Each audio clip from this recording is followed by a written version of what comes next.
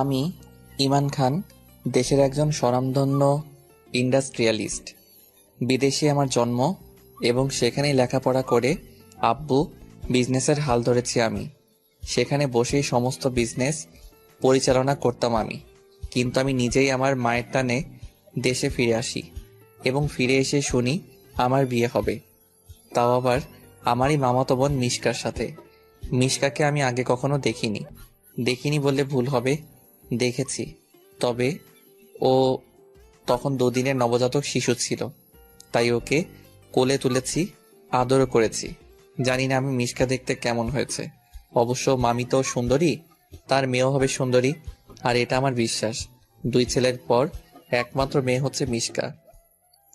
শুনেছি মামা মামির খুবই আদরে মেয়ে। তারা নাকি মেয়ে বলতে অজ্ঞান। মেয়েকে একা ফেলে কোথাও যান না। 1 সেকেন্ডের জন্যেও মেয়েকে তারা চোখের আড়াল করেন না। মেয়ের খাওয়া দাওয়া থেকে শুরু করে চুল বাঁধা পর্যন্ত সবকিছুই মামি নিজের হাতে করেন। মামু উইকেন্ডে তার আদুরে মেয়েকে নিয়ে ঘুরতে চলে যায়। আর মঈন ভাইয়া তার একমাত্র আদুরে বোনকে ইউনিভার্সিটিতে নিয়ে আসে। ও মাইম ভাইয়া বিদেশে বসে মামু বিজনেস পরিচালনা করেন। এসব ভাবতে ভাবতে হঠাৎ আমার ফোনটা বেজে ওঠে। ফোন রিসিভ করতেই ফোনের ওপাশ থেকে আমার গার্লফ্রেন্ড রিয়ার গলার আওয়াজ পাই। আর তখন ও আমাকে বলে, তুমি নাকি নিজের ইচ্ছায় তোমার মামাতো বোনকে বিয়ে করতে চলেছো? হ্যাঁ করছি। আর এর জন্য আমাকে কেউ জোর করছে না, নিজের ইচ্ছায় আমি এই বিয়েটা করছি। হ্যাঁ, আমি জানি। তাহলে তো তোমার এটাও জানা উচিত যে আমার আম্মু আব্বু আমার সমস্ত স্বপ্ন আর সমস্ত চাওয়া পাওয়া পূরণ করেছে, আর আমি তাদের এই সামান্য ইচ্ছেটা পূরণ করতে পারবো না। হ্যাঁ পারবে বেবি, তবে তুমি আমাকে প্রমিস করো তুমি তোমার বউ ফিজিক্যাল রিলেশনে যাবে না। যেখানে আমি তোমার সাথে কোনো ফিজিক্যালে যাইনি, সেখানে বউয়ের কাছে যাব, এটা ভাবলে কি করে? I am sorry baby. Okay bye, আমি এখন রাখি, নয়তো আম্মু তোমার সাথে কথা বলতে দেখলে বকা দিবে আমায়। আমার বাসায় সবাই জানে যে আমি রিয়াকে ভালোবাসি, কিন্তু রিয়ার ফ্যামিলির লোকজন খারাপ হওয়া আব্বু আম্মু আমাদের বিয়ে দিতে নারাজ। আর তাই আমি তাদের পছন্দেই আমার মামাতো বোনকে বিয়ে করতে রাজি হয়েছি। আজ আমাদের বিয়ে খুবই ধুমধাম করে আমাদের বিবাহ সম্পন্ন করা হয়। রাতে বাসরে যেতেই মেজাজটা বিগড়ে যায় আমার। আমারই বিছানায় আমার ভালোবাসার মানুষটির জায়গায় বসে আছে অন্য কেউ। তাই আমি তাই আমি রাগের মাথায় মিশকাকে গিয়ে বলি, অলওয়েজ নিজের লিমিটের মধ্যে থাকবে, আর আমার কানের কাছে জ্ঞান জ্ঞান করবে না, কেমন? আর মনের ভুলেও নিজের অধিকার ফলাতে আসবে না, গট ইট? তখনই মিশকা বিছানা ছেড়ে উঠে আমাকে সালাম করে, ঘোমটা তুলে বলে, দেখো না ইমান ভাইয়া, সবাই কত পচা, ভাই বোনকে ধরে বিয়ে দিয়ে দিয়েছে। মিশকার কথা শুনেই আমার বড্ড হাসি পেয়ে যায়। তবু নিজেকে সামলে নিয়ে ওকে বুঝিয়ে বলি, আমার আরও তোমার বিয়ে জায়েজ, তবে মায়ের পেটের ভাই বোনে বিয়ে জায়েজ না, আর তাদের বিয়ে হয়ও না। তুমি না একটা মিথ্যুক, সবার মতো মিথ্যে কথা বলো। এবার আর নিজেকে সামলাতে না পেরে হেসে ফেলি আমি। আর তখনই ও আমাকে ধাক্কা মেরে বিছানায় ফেলে ওয়াশরুমে চলে যায়। আশ্চর্য, আমাকে বললেই তো পারতে, এভাবে ধাক্কা মেরে ফেলে দিয়ে চলে গেল কেন? ওয়াশরুমের দিকে নজর যেতেই দেখি মিশকা ব্লাউজ পেটিকোট পরে শাড়িটা হাতে নিয়ে আরেক হাত দিয়ে ব্লাউজটা চেপে ধরে আমার কাছেই এক পা করে এগিয়ে আসছে। তাই তখনই আমি আমার বিছানা ছেড়ে ওর সামনে গিয়ে দাঁড়াই। তখনই ও আমার সামনে ঘুরে দাঁড়িয়ে বলে, ইমান ভাইয়া, ব্লাউজের হুকগুলো লাগিয়ে দাও না প্লিজ। দেন আমি ওর ব্লাউজের হুকগুলো লাগিয়ে দেই। হুক লাগানোর পর শাড়িটা আমার হাতে ধরিয়ে বলে, শাড়িটা পরিয়ে দাও না প্লিজ, আমি না শাড়ি পরতে পারি না। তাহলে পড়তে হবে না, থাকো এভাবে দাঁড়িয়ে, লজ্জা করলে তোমার করবে আমার কি? শোনো ভাইয়া, আমার এত লজ্জা টজ্জা করে না, তোমার করলে মুখ লুকিয়ে বসে থাকো কি? কি মেয়েরে বাবা, বলে কিনা লজ্জা নেই। ও কি আমাকে নিয়ে মজা করছে না আমার খিল্লি উড়াচ্ছে? তখন আমি ওকে রেগে গিয়ে বকা দিয়ে বলি, এত বড় মেয়ে হয়েছো আর শাড়ি পরতে পারো না? তখন ও আমাকে জড়িয়ে ধরে কান্না করে বলে, ভাইয়া, তুমি আমাকে বকছো কেন? আমি তো ছোট মানুষ, মাত্র 18 বছর বয়স আমার। কি? মেয়ে বলে কি? না মানে পিচ্ছি মানুষ? হ্যাঁ, এই মেয়ের 10 বছর আগে বিয়ে দিয়ে দিলে তো এখন 10টা বাবুর আম্মু হয়ে যেত। আর সেই বাবুগুলো এখন ওকে আম্মু আম্মু বলে ডাকতো। কি হলো ভাইয়া, হাসছো কেন? শাড়িটা পরিয়ে দিবে না নাকি? আমি কি তোমাকে শাড়ি পরাতে বিদেশ থেকে পিএইচডি করে এসেছি? হুম। বললেই তো হয় ভাইয়া, শাড়ি পরাতে পারো না, তাহলে তো নাটক করছো কেন? এই পিচ্ছি, এই মোটেও তর্ক করবে না, কেমন? তর্ক কই করলাম? তুমি যদি আমাকে শাড়ি পরিয়ে দিতে, আমি তোমাকে মিষ্টি দিতাম। কি মিষ্টি দিতে? এমনি এমনি দিব নাকি? আচ্ছা, আমি তোমাকে শাড়ি পরিয়ে দিচ্ছি, তারপর তুমি আমাকে মিষ্টি দাও, কেমন? আচ্ছা ঠিক আছে, তবে তুমি শাড়ি পরাতে পারো ভাইয়া? ওই একটু একটু পারি আর কি। দেন আমি ওকে কোনোভাবে পেঁচিয়ে টেচিয়ে শাড়ি পরিয়ে দেই। আর সাথে সাথেই মিশকা আমাকে জড়িয়ে ধরে চুমুতে চুমুতে ভরিয়ে দেয়। বাপরে, কতগুলো চুমু দিল!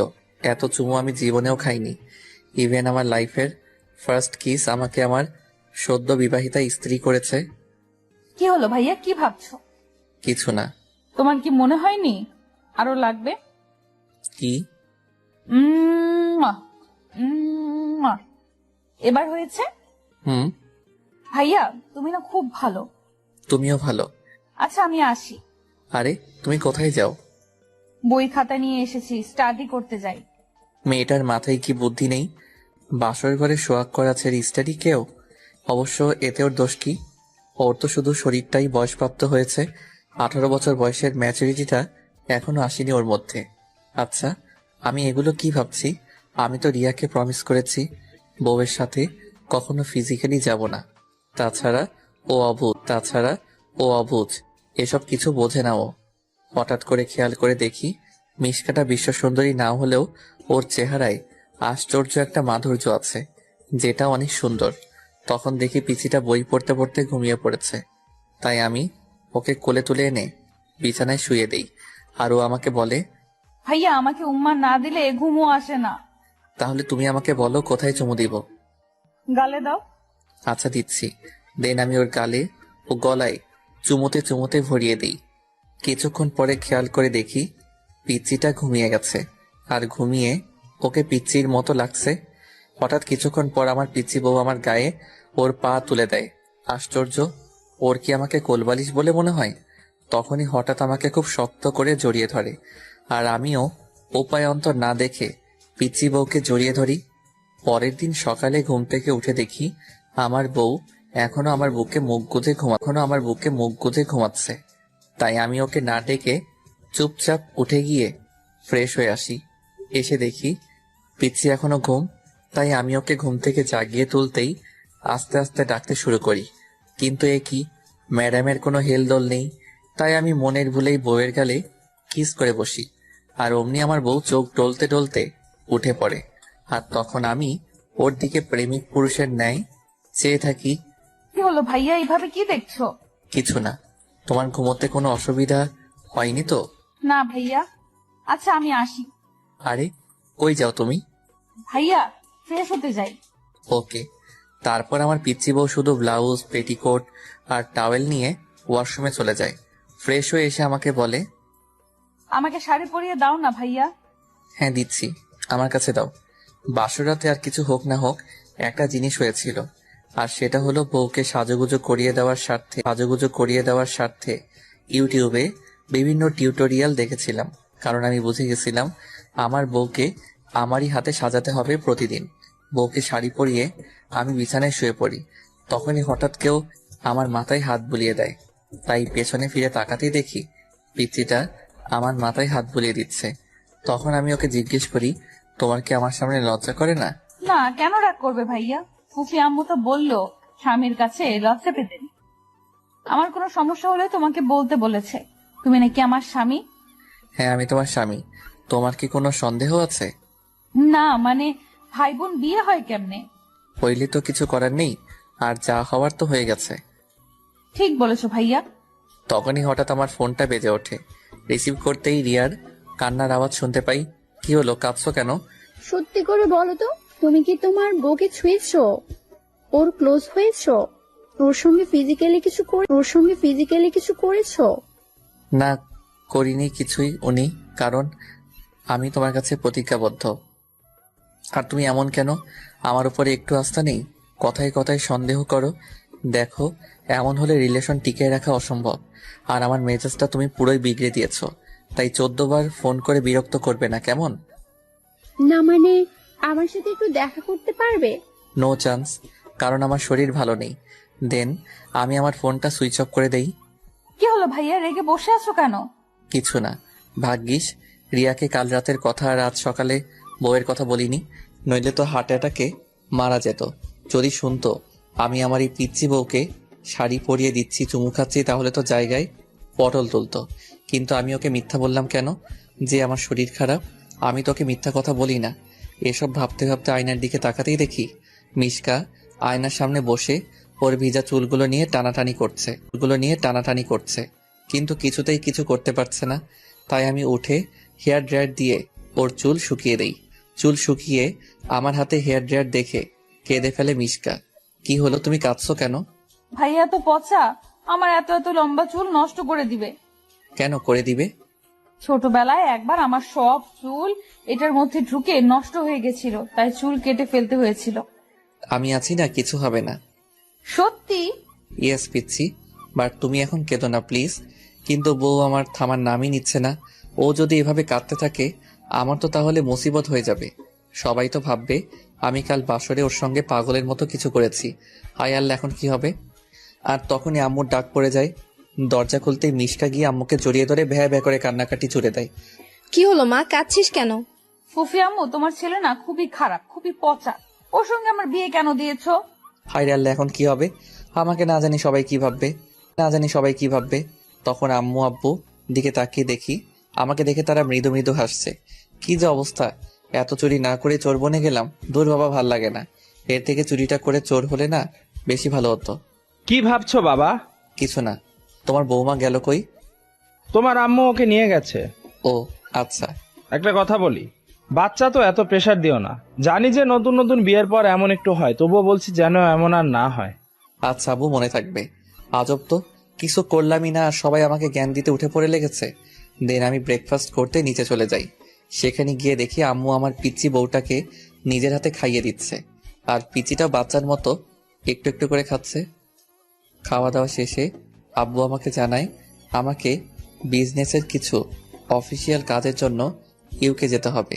তখন আমিও মুখ ফসকে বলে ফেলি, তোমাদের বৌমাকেও কি সাথে করে নিয়ে যাব? তখন আম্মু আমাকে হেসে এসে বলে, তোমার আমার মেয়েকে নিয়ে কাজ নেই গো বাবা, ওকে তুমি আমার কাছেই রেখে যাও। একদিনেই তো অবস্থা খারাপ করে ফেলেছো ওর। জানি না ওখানে গিয়ে আবার কি করবা। কাজে আমার মেয়ে আমার কাছেই থাক। আম্মুর কথাগুলো শুনেই সবাই হা হা করে হেসে দেয়। আর আমার তাতে মেজাজটা বিগড়ে যায়। তবুও খাওয়া শেষে ব্যাগ প্যাক করতে রুমে চলে যাই। সেখানে গিয়ে দেখি আমার পিচ্চি বউ নিজের হাতে আমার ব্যাগটা প্যাক করে দিচ্ছে। ওর ব্যাগ প্যাকিং শেষে খেয়াল করে দেখি বউ আমার আন্ডারওয়্যারগুলো বাদে সব কিছুই প্যাক করেছে। তাই আমি ওকে গিয়ে বলি, এই পিচ্চি আন্ডারওয়্যারগুলো ব্যাগে ঢুকিয়ে দাও। না, আমার লজ্জা করে। কেন? ওগুলো পচা। কেন, ওরা কি করেছে? ওরা টিভিতে অ্যাড করে, আমি দেখেছি। একটা লোক নাঙ্গু পাঙ্গু হয়ে এই ছোট ছোট প্যান্ট গুলো পরে বডি মাসাজ দেখিয়ে অ্যাড করে। কি লজ্জা, কি লজ্জা, ছি ছি ছি। পিচ্চির কথাগুলো শুনে হেসে ফেলি আমি। তাই আমি ওকে হেসে হেসে বলি, শুধু এইগুলোর অ্যাড দেখেছো? আরো তো অনেক কিছুর অ্যাড দেয়, সেগুলো দেখোনি? তখনই খেয়াল করে দেখি পিচিটা লজ্জা পাচ্ছে খুব। কি হলো, লজ্জা পাচ্ছ কেন? আসলে ভাইয়া, ছেলেরা না খালি গায়ে কেমন যেন লাগে, তাই। ও, এই কথা। দাঁড়াও পিচ্চি, তোমাকে দেখাচ্ছি মজা। ওকে মজা দেখাতে গিয়ে ওরই সামনে আমার পাঞ্জাবিটা খুলে ফেলি আর ওর লজ্জায় লাল হয়ে যায়। দেন আমি ওকে আরো ভয় দেখাতে এক পা করে ওর ক্লোজ হতে থাকি। আর পিচ্চিও ভয় পেয়ে একটু একটু করে পেছাতে থাকে। এইভাবে আগাতে আগাতে পেছাতে পেছাতে আমরা আলমারির সাথে গিয়ে ধাক্কা খাই। আর তখন আমি শার্ট বের করে ওকে দেখিয়ে বলি, ভয় পাচ্ছ কেন? আমি তো রেডি হতে শার্ট কোট নিতে এসেছি। ও তাই? হুম। তখন ও আমার বুকের উপরে হাত রেখে বলে, আচ্ছা ভাইয়া, যাওয়ার আগে আমাকে মিষ্টি দিয়ে যাবে তো? হুম। ভাইয়া, তুমি না খুব ফর্সা, একদম আমার মুইম ও মুইন ভাইয়ার মতো। তাই? হুম। কেন জানি ও আমার কাছে আসায় মোটেও বিরক্ত লাগছে না আমার। আর ওকে ছেড়ে যেতেও মন চাইছে না আমার। এত পিচ্ছি ও একা একা থাকবে কি করে? কি হলো ভাইয়া, কি ভাবছো? রেডি হবে না? হ্যাঁ হচ্ছি। দেন আমি রেডি হয়ে এয়ারপোর্টের জন্য বাসার বাইরে গিয়ে দাঁড়াই। তখনই আমার খেয়াল হয় যে আমি ওকে মিষ্টি দিয়ে আসিনি। আমার মন প্রাণ চোখ দুটো যেন ওকেই খুঁজছে। এই 2 দিনে ও আমার মনে একটু হলেও জায়গা করে নিয়েছে। তখন খেয়াল করে দেখি বাসার সবাই আমাকে এগিয়ে দিতে আমার সাথে গেট পর্যন্ত আসলেও আমার পিচি বউটা আসেনি। ও কি রাগ করেছে মিষ্টি বা দাওয়ায়? তখন পকেটে হাত দিয়ে দেখি ফোনটা পকেটে নেই, নির্ঘাত রুমে ফেলে এসেছি। এই তো সুযোগ পিচিটাকে মিষ্টি দেওয়ার। তাই আমি এক দৌড়ে বাসায় ছুটে যাই।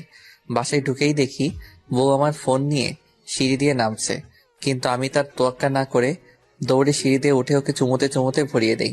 সত্যি ওকে মিষ্টি দিয়ে মনটা ভালো হয়ে গেছে আমার। তাই আমি ওকে গেটের কাছে নিয়ে যাই এবং আমার পিচি বউ আমাকে সবার সামনে ফ্লাইং কিস ছুঁড়ে বিদায় জানায়। তখনই সবাই হা হা করে হেসে দেয় আর আমিও খুশি মনে এয়ারপোর্টে চলে যাই। আমি জানি আমার ওকে নিয়ে টেনশন হচ্ছে, কারণ ও আমার ভালোবাসা না হলেও বিয়ে করা বউ। তাই ওর উপরে আমার কিছু দায়িত্ব কর্তব্য আছে, আর এগুলো আমাকে পালন করতে হবে। ইউকে ফ্লাইটে বসে ও আমার বউটাকে মিস করছি। এমন আমি ইউকে গিয়ে হোটেল প্যারাডাইসে পৌঁছে ফ্রেশ হয়ে পিচি বউটাকে ভিডিও কল করি। পিচিটা কল রিসিভ করতেই মেজাজটা বিগড়ে যায় আমার। তাই আমি ওকে বকা দিয়ে বলি, এই পিচ্ছি, এই এত পাতলা শাড়ি পরেছো কেন? আর এটা কি ব্লাউজ পরছো? যাও গিয়ে চেঞ্জ করে আসো। তুমি আমাকে বকছো কেন ভাইয়া? একটা মাইট দিব, যাও গিয়ে চেঞ্জ করে আসো। তারপর পিচি বউটা ভয় পেয়ে তাড়াতাড়ি গিয়ে শাড়ি ব্লাউজ চেঞ্জ করে আসে। এখন তো বলো বকলে কেন ভাইয়া? তোমার ব্লাউজের গলা বড় তাই। কিন্তু পিচি এটা শোনার আগে ফোন কেটে দেয়। আশ্চর্য, ও ফোনটা কেটে দিল কেন? ও কি রেগে গেল নাকি? বারংবার ফোন করতে থাকি, ও ফোন রিসিভ না করায় মেজাজটা পুরোই বিগড়ে যায় আমার। আর এরই মাঝে রিয়ার ফোন আসে, কিন্তু আমি আমার পিচি বউয়ের ফোন না ধরার কারণে রেগে থাকায় রিয়াকে যা নয় তাই বলে অপমান করি। ইউকে যাওয়ার 4 দিনের মধ্যে পিচি বউয়ের সাথে একদিনও কথা না হওয়ায় মেজাজটা পুরোই বিগড়ে আছে আমার। তাই আজকে সমস্ত অফিসিয়াল কাজ শেষ করে আম্মুর ফোনে ফোন লাগাই। আম্মু ফোন রিসিভ করার সাথে সাথে আমি আম্মুকে বলি, তোমার বৌমার সাথে কথা বলাও। ও বাসায় নেই বাবা। কেন? ও গেছে কই? তোমার আব্বু ওকে ঘুরতে নিয়ে গেছে। ও আচ্ছা, তাহলে আব্বুকে ফোন দিয়ে কথা বলি কেমন?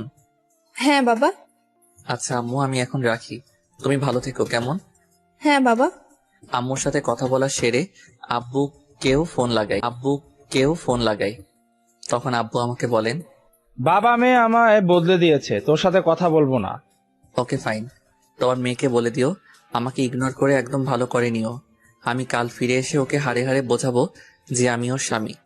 বাবা, প্লিজ আব্বু, তোমার বৌমার সাপোর্টে গিয়ে কিছু বলো না। আমায় এমনিতেই মেজাজটা বিগড়ে আছে আমার। কেন বাবা, কি হয়েছে? কি আর হবে, তোমার বৌমাকে ফোন ও মেসেজ করতে করতে পাগল হয়ে যাচ্ছি, কিন্তু তার কোনো হেলদোলই নেই। কিভাবে ও নিজেকে?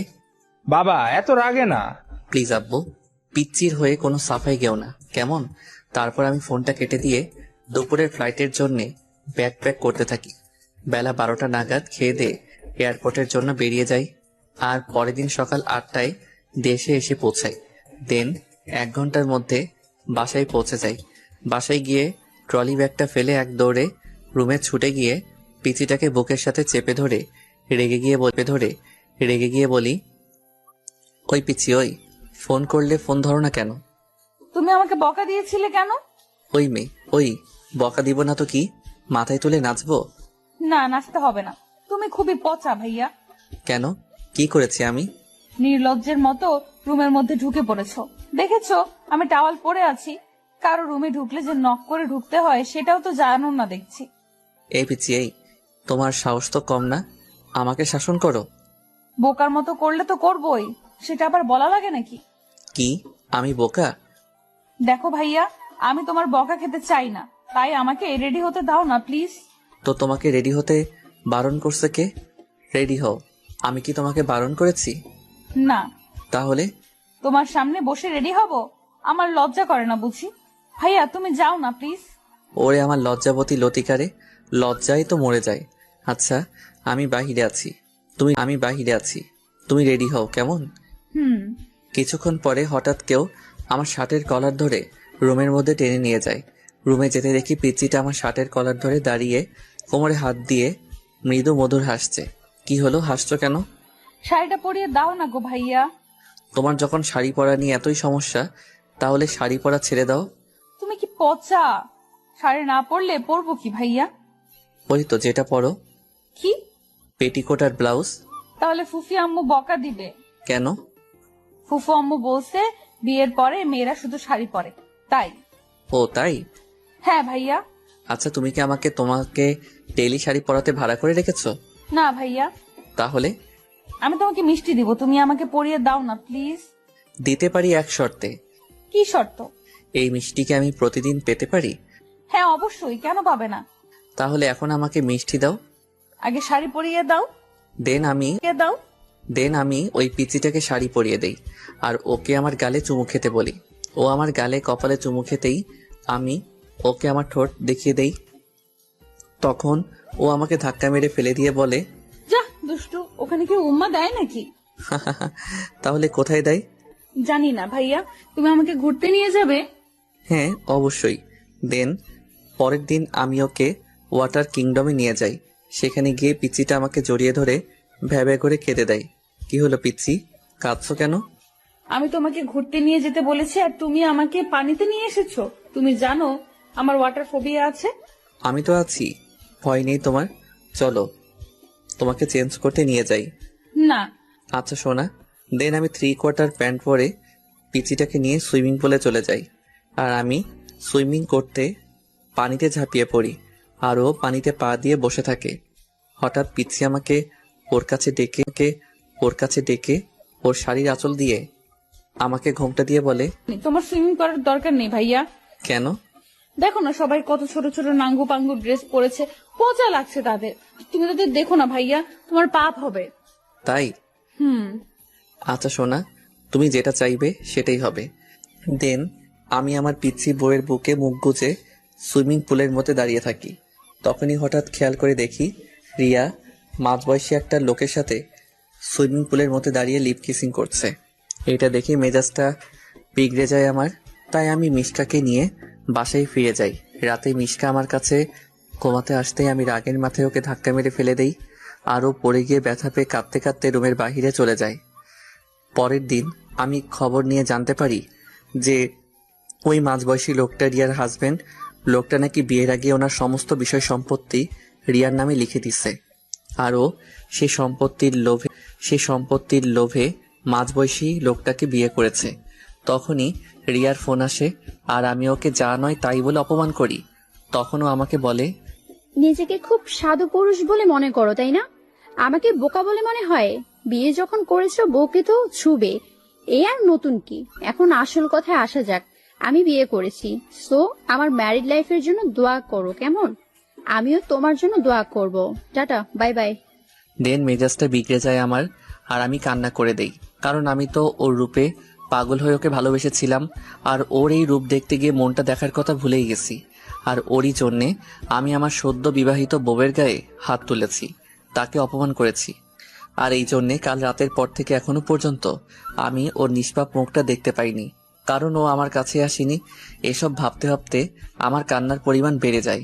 তখনই কেউ পেছন থেকে আমার ঘাড়ে হাত রাখে। পেছনে ফিরে তাকাতেই দেখি মিশকা দাঁড়িয়ে কাঁদছে। কি হলো, তুমি কাঁদছো কেন? তাহলে তুমি কাঁদছো কেন?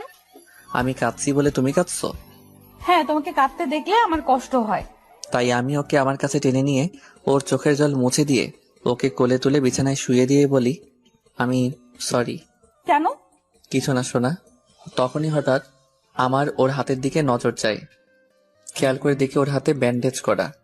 তখন আমি ওর হাত ধরে বলি, তোমার হাতে কি হয়েছে সোনা? কই কিছু না তো। বলে তখনই ও ওর আঁচলের তলে হাতটা লুকিয়ে ফেলে। তাহলে হাতটা লুকালে কেন? কই? তখনই ওর আঁচলের তলে থেকে হাতটা বের করে বলি, এটা কি?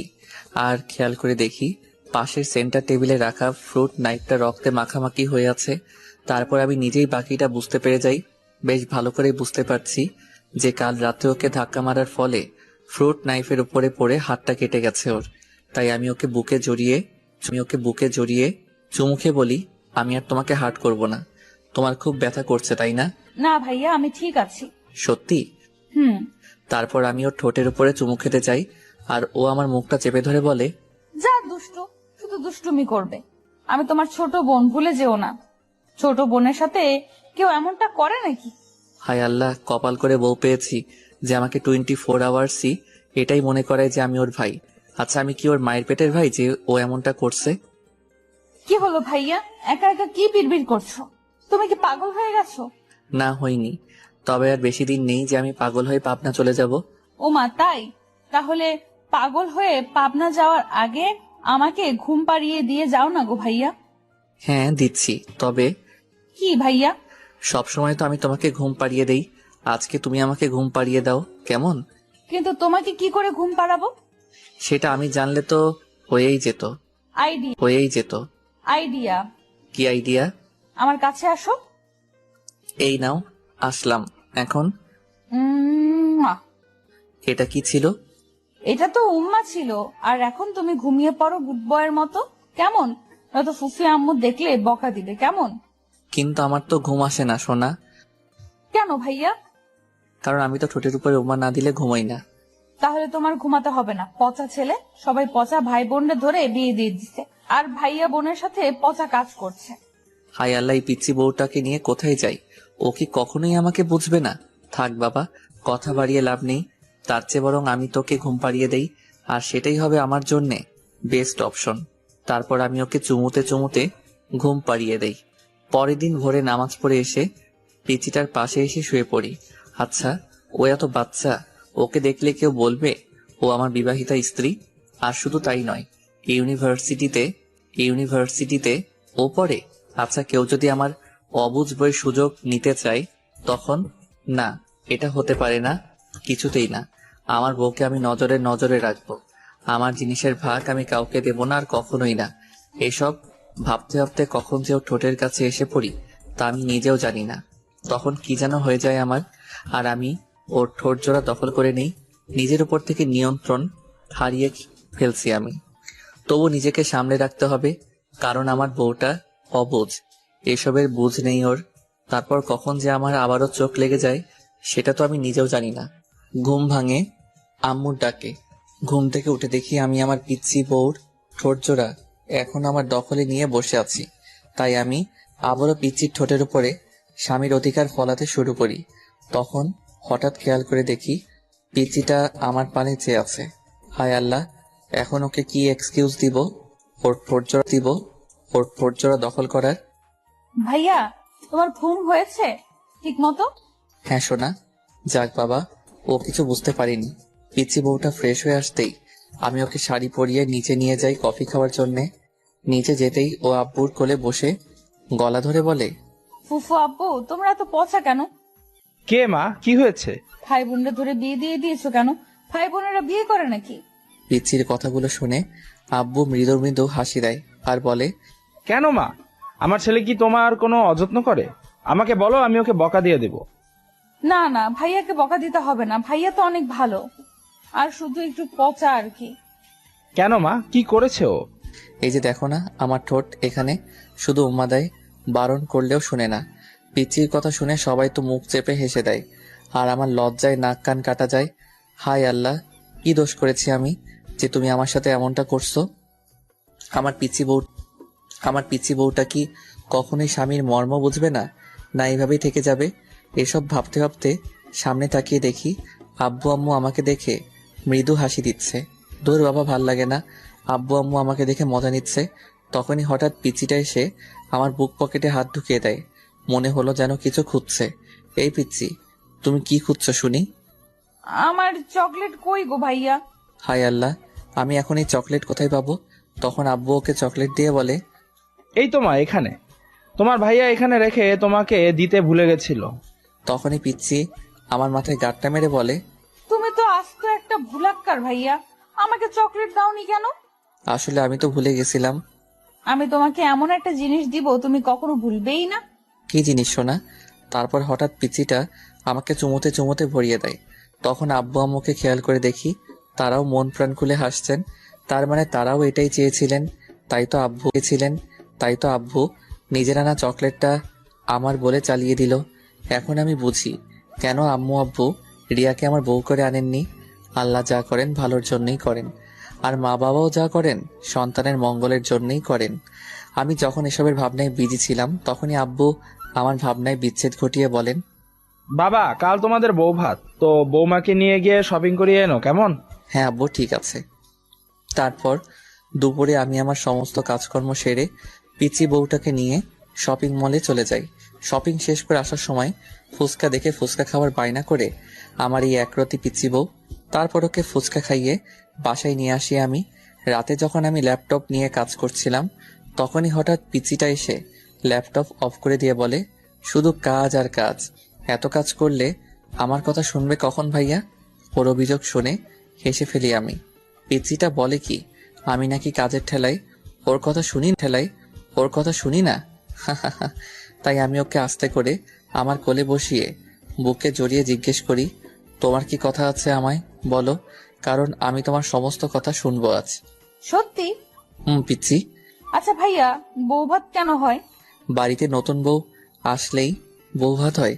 যেমন তুমি আমার নতুন বউ, আর তোমাকে দেখতে যারা আসবে তাদেরকে বউ ভাত খাওয়ানো হবে। ও আচ্ছা, তাই বলো। কিন্তু সবাই কত পচা। কেন? শুধু আমাকে দেখে রাক্ষসের মতো খেয়ে যাবে, আমাকে গিফট দিয়ে যাবে না? হায় আল্লাহ, পিচ্ছি বউটা বলে কি? ওর এই কথা শুনলে তো মেহমানরা জায়গায় বটল তুলবে। তখন হঠাৎ খেয়াল করে দেখি ও সেই পাতলা শাড়ি ও গলা বড় ব্লাউজটা পরেছে। তুমি আবারও এই শাড়ি ব্লাউজটা পরেছো? তো আমি কি করতাম তুমিই বলো। কেন, কি হয়েছে? ফুফি আম্মু আমার সব শাড়ি ধোপা আঙ্কেলের কাছে ধুতে দিয়েছে। কি?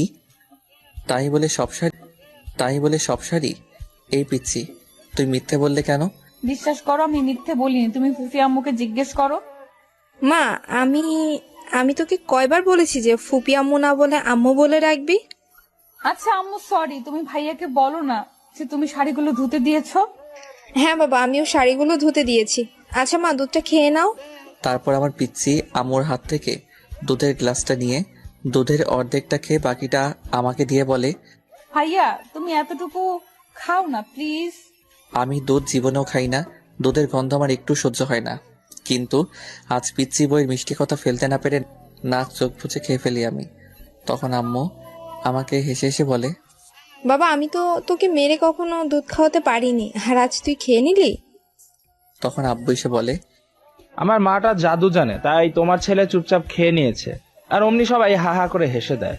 আর তা কিছুক্ষণ পরে আমার আব্বু আম্মু চলে যায়। তারা যেতেই আমি পিচিটাকে চেপে ধরে বলি, আমি যে দেখলাম আলমারিতে অনেক শাড়ি আছে সেগুলো। ভাইয়া ওগুলির ছায়া ব্লাউজ বানানো নেই তো, আমি শুধু শাড়ি কিভাবে পরবো তুমি বলো। তাছাড়া ওগুলি সিল্কের পাতলা শাড়ি পরলে তো সব দেখা যাবে, আর তুমি আমাকে বকা দিবে, আর সব দেখা গেলে তো আমার লজ্জা করবে। তাই শোনা, তাই বলে তুমি এই বড় গলার ব্লাউজটা পরবে? কি করবো আম্মু, পেটিকোট ব্লাউজও ধুতে দিয়েছে। তাছাড়া আমি জানি ব্লাউজটা পরলে পচা দেখায়, আর তাই জন্যই তুমি আমাকে বকছিলে, তাই না ভাইয়া? আমি আর তোমাকে বকবো না সোনা, প্রমিস। ভাইয়া আমি কি তোমার শার্ট পরতে পারি? হ্যাঁ, কিন্তু কেন? তাহলে আর ব্লাউজটা পরা লাগবে না তাই। তারপর আমি ওকে ওর শাড়ির কালারের সাথে ম্যাচিং করে আমার শার্ট অফ হোয়াইট কালারের শার্টটা এনে দেই। আর ও ওয়াশরুমে গিয়ে ব্লাউজ বদলে শার্টটা পরে আসে। আর ওয়াশরুম থেকে বেরোতেই শার্ট ধরে টানাটানি শুরু করে দেয়। কি হলো পিচ্ছি, এনি প্রবলেম? দেখো না ভাইয়া, শার্টটা কত ঢোলা, আরেকজন ঢুকবে। তাই? তা আমি ঢুকবো নাকি? পচা ভাইয়া যেন কোথাকার। আচ্ছা ভাইয়া, কালকে কি তোমার কোনো বন্ধু আসবে? হ্যাঁ, কেন? তাদের কি বউ আছে? কেন? না আসলে ভাইয়ার সাথে তো প্রেম করা যায় না, তাই তোমার বন্ধুর সাথে প্রেম করব। ওই যে আমার বেস্ট ফ্রেন্ড অনু, ও তোর ভাইয়ার বন্ধুর সাথে প্রেম, তাই আমারও প্রেম করতে ইচ্ছে। তুমি প্রেম করাবা? তুমি আমার সঙ্গে করো, আমি তোমার স্বামী। তুমি অন্য কারোর কাছে কেন যাবে? না, তুমি আমার ভাইয়ার সাথে প্রেম করা যায় না, অনু আমাকে বলেছে। শোনো বউ, তুমি এমন কথা বলবে না। বিবাহিত মেয়েরা তার স্বামীকে ভালোবাসে, অন্য কাউকে নয়। যা দুষ্টু, ভাইয়ার সাথে প্রেম করা যায় না, তাই আমি তোমার বন্ধুর সাথে প্রেম করব। অনু বলেছে ভাইয়ার সাথে প্রেম করলে পাপ হয়। আরে ধুরু পাগলি, ভাইয়ের বন্ধুর সাথে প্রেম করলে পাপ হয়। অনেক হয়েছে। বৌভাত, বন্ধুদের বলবো তোদের আসতে হবে না ভাই। তোরা আসলে আমার বউ আমাকে ছেড়ে পলায়ন করবে। কি বিচ্ছু বউরে বাবা, আমার গলা ধরে আমাকেই বলছে যে সে আমারই বন্ধুর সাথে প্রেম করবে। প্রেম একেবারে করাইয়া দিব। ফাজিল মেয়ে আমার ফিলিংস নিয়ে খেলছে। ভাইয়া, তুমি কি রেগে আছো? আমি রাগলে তোমার কি? তুমি তো একটু শোনা, টুকু শোনো ভাইয়া, হা শোনো প্লিজ। রাগলে তোমার ভালো লাগে না। পিচ্চির কথা শুনেই হেসে ফেলি আমি, আর ওকে বলি, তোমার মতো পিচ্চি কাছে থাকলে রাখবো কি করে? তুমিই বলো। আমি বলবো কি করে? আমি কি জানি? হ্যাঁ পিচ্চি, তুমি জানো। দেখো ভাইয়া, আমি অনেক বড় হয়ে গেছি, তাই আমাকে পিচ্চি বলবে না, কেমন? ও তাই? আচ্ছা ঠিক আছে। ওই পিচ্চি ঘুমাবে না? তুমি ঘুমু পাড়িয়ে দিলে আমিও ঘুমোতে পারি। ওকে সোনা। তোমার কথাটা মনে আছে তো ভাইয়া? কি কথা? ওই যে আমি তোমার বন্ধুর সাথে প্রেম করব। কেন, আমি কি খারাপ? আমাকে পছন্দ হয় না? আমার সাথে কি প্রেম করা যায় না? ভাইয়ের সাথে বোনে প্রেম করলে লোকে কি বলবে? কে কি বলবে আই রিয়েলি ডোন্ট কেয়ার। তুমি কি করবে আমার সাথে প্রেম? কেমনে করব? আমার তো লজ্জা করে। আচ্ছা ভাইয়া, প্রেম করে কিভাবে আমাকে তুমি শিখিয়ে দিবে প্লিজ? হ্যাঁ দিব তো, তবে তুমি প্রমিস করো তুমি শুধু আমাকে প্রেম করবে। ভাইয়ের সাথে প্রেম করলে পাপ হয়। আমার পাপ হবে তো? হবে না সোনা, স্বামীকে প্রেম করলে পাপ হয় না। সত্যি? সোনা। তাহলে আমি আম্মুকে জিজ্ঞেস করে আসি। কি? কেন? ভাইয়া, স্বামীকে প্রেম করলে পাপ হয় কিনা তাই। দূর পাগলি, সবকিছু কি আব্বু আম্মুকে বলতে আছে? তাহলে তো তারা পচা মনে করবে। ও তাই? তাহলে জিজ্ঞেস করব না, কেমন? Yes my good girl. তাহলে মাই গুড গার্ল। তাহলে তোমার এই গুড্ডু গার্লকে ঘুম পাড়িয়ে দাও। হ্যাঁ দিচ্ছি। এখন আমার কাছে আসো। পিচিটা আমার কাছে আসতেই আমি ওকে আদর করে ঘুম পাড়িয়ে দেই। পরের দিন সকালে ঘুম থেকে উঠতেই আম্মু আমার রুমে এসে পিচিকে ব্রেকফাস্ট করিয়ে নিচে চলে যায়, আর আমিও নিচে গিয়ে বউ ভাতের আয়োজন দেখতে থাকি। কিছুক্ষণ পর আব্বু এসে আমাকে রিসেপশনের জন্য রেডি হতে তাদের রুমে নিয়ে যায়, আর আম্মু গিয়ে পিচিটাকে সুন্দর করে সাজিয়ে নিচে নিয়ে আসে। পিচি নিচে নিয়ে আসতেই আমি ওকে দেখে ক্রাশ খাই।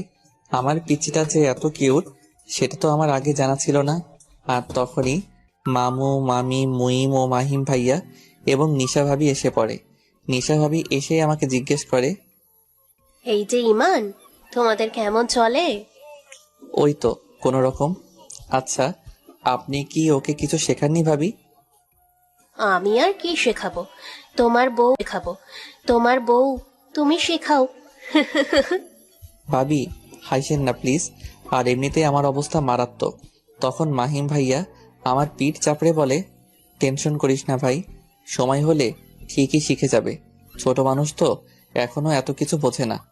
হ্যাঁ ইমান ভাইয়া, তুমি আমার নয়নের মণি ননদিনীটাকে দেখে রেখো প্লিজ। তখনই পিচিটা বলে ওঠে, শুধু তোমরা দেখলে হবে, আমি দেখবো না? ভাইয়া, তোমার বন্ধুরা কই? তখন আমি ওর কানে ফিসফিসিয়ে বলি, কেন? বারে, ওরা না আসলে আমি প্রেম করব কার সাথে? কেন আমার সাথে?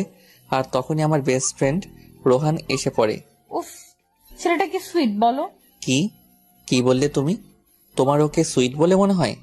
না, মানে হয়েছিল, কিন্তু এখন আর হয় না। কেন? কারণ ওই ছেলেটা তোমার মতো এত সুইট না। যাক বাবা, বাঁচলাম। ফাইনালি আমার বউয়ের নজর পড়েছে আমার উপর। কি হলো, কি ভাবছো ভাইয়া?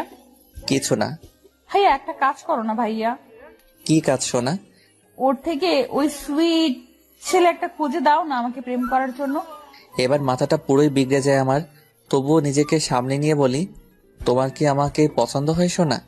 আর তখন ও লজ্জা পেয়ে হ্যাঁ সূচক দৃষ্টিতে আমার দিকে চায়, আর আমি ওকে আমার বুকে জড়িয়ে ওর কপালে চুমু খাই।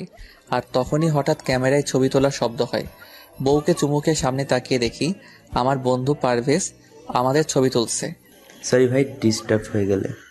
আমি বলি কি, এরকম কিছু পোজ দে আর আমি তোর ও ভাবির কিছু ছবি তুলে দিই।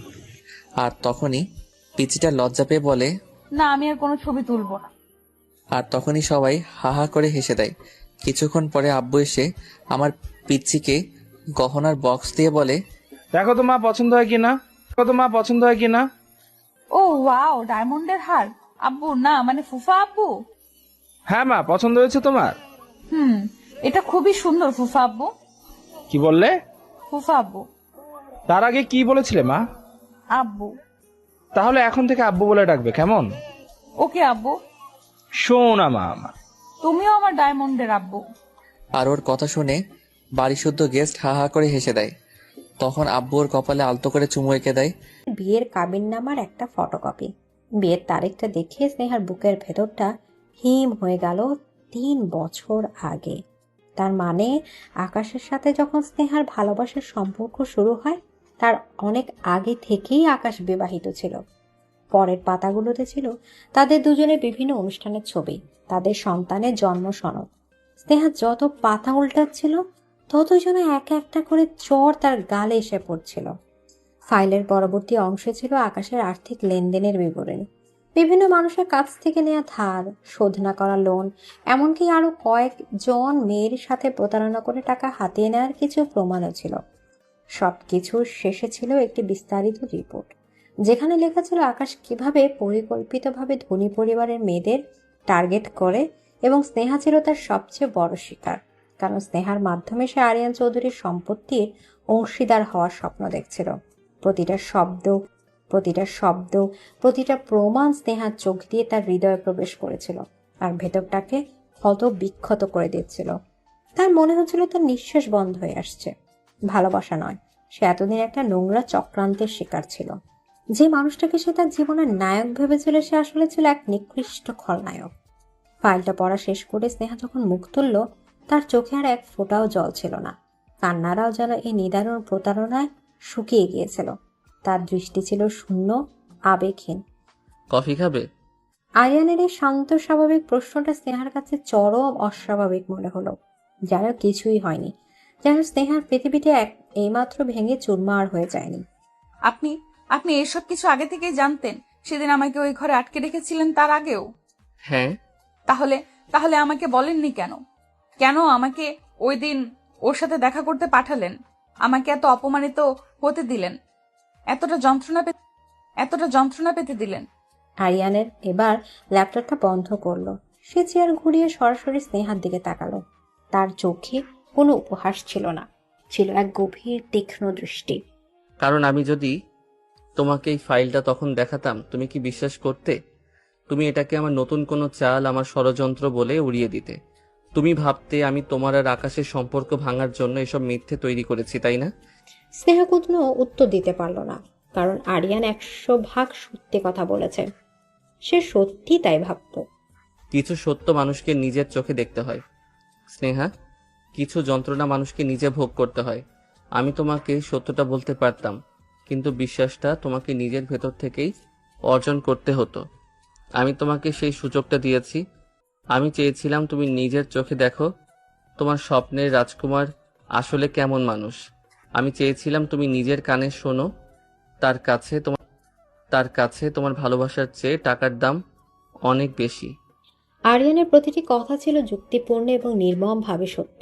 তার এই কাজটা ছিল নিষ্ঠুর, কিন্তু এর পেছনে যে একটা কঠিন বাস্তবতা লুকিয়েছিল, সেটা স্নেহা অস্বীকার করতে পারল না। সে আরিয়ানের কাছ থেকে সহানুভূতি বা সান্ত্বনা আশা করেনি, কিন্তু তার এই যুক্তির কাছে সে সম্পূর্ণভাবে পরাজিত হয়ে গেল। আপনি কি চান? মানে?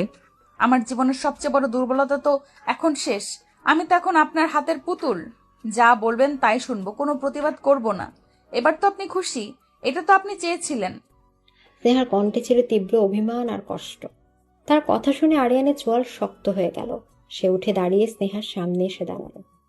আমি তোমাকে পুতুল বানাতে চাইনি স্নেহা, আমি চেয়েছিলাম তুমি আমার স্ত্রী হও। পুতুল প্রতিবাদ করে না, ভালোবাসতেও পারে না। আমি চেয়েছিলাম তুমি অতীতকে পেছনে ফেলে বর্তমানকে গ্রহণ করো। আরিয়ানের কথাগুলো স্নেহার ভেতরটা নাড়িয়ে দিল। লোকটার ভালোবাসার প্রকাশ করার পদ্ধতি হয়তো ভুল, হয়তো নিষ্ঠুর, কিন্তু তার কথার মধ্যে যে একটা তীব্র আবেগ লুকিয়ে আছে, সেটাই প্রথমবার স্নেহা অনুভব করলো। সে আর কোনো কথা না বলে ফাইলটা হাতে নিয়ে নিজের ঘরের দিকে চলে গেল। সেই রাতটা ছিল স্নেহার জীবনের এক নতুন মোড়। সে তার অতীতকে বিদায় জানাচ্ছিল। সে আকাশের দেওয়া প্রতিটা স্মৃতি, প্রতিটা উপহার, প্রতিটা ছবি নিজের হাতে নষ্ট করে দিল। এই যন্ত্রণাটা ছিল মুক্তির, একটা বিষাক্ত অধ্যায় থেকে বেরিয়ে আসা যন্ত্রণা।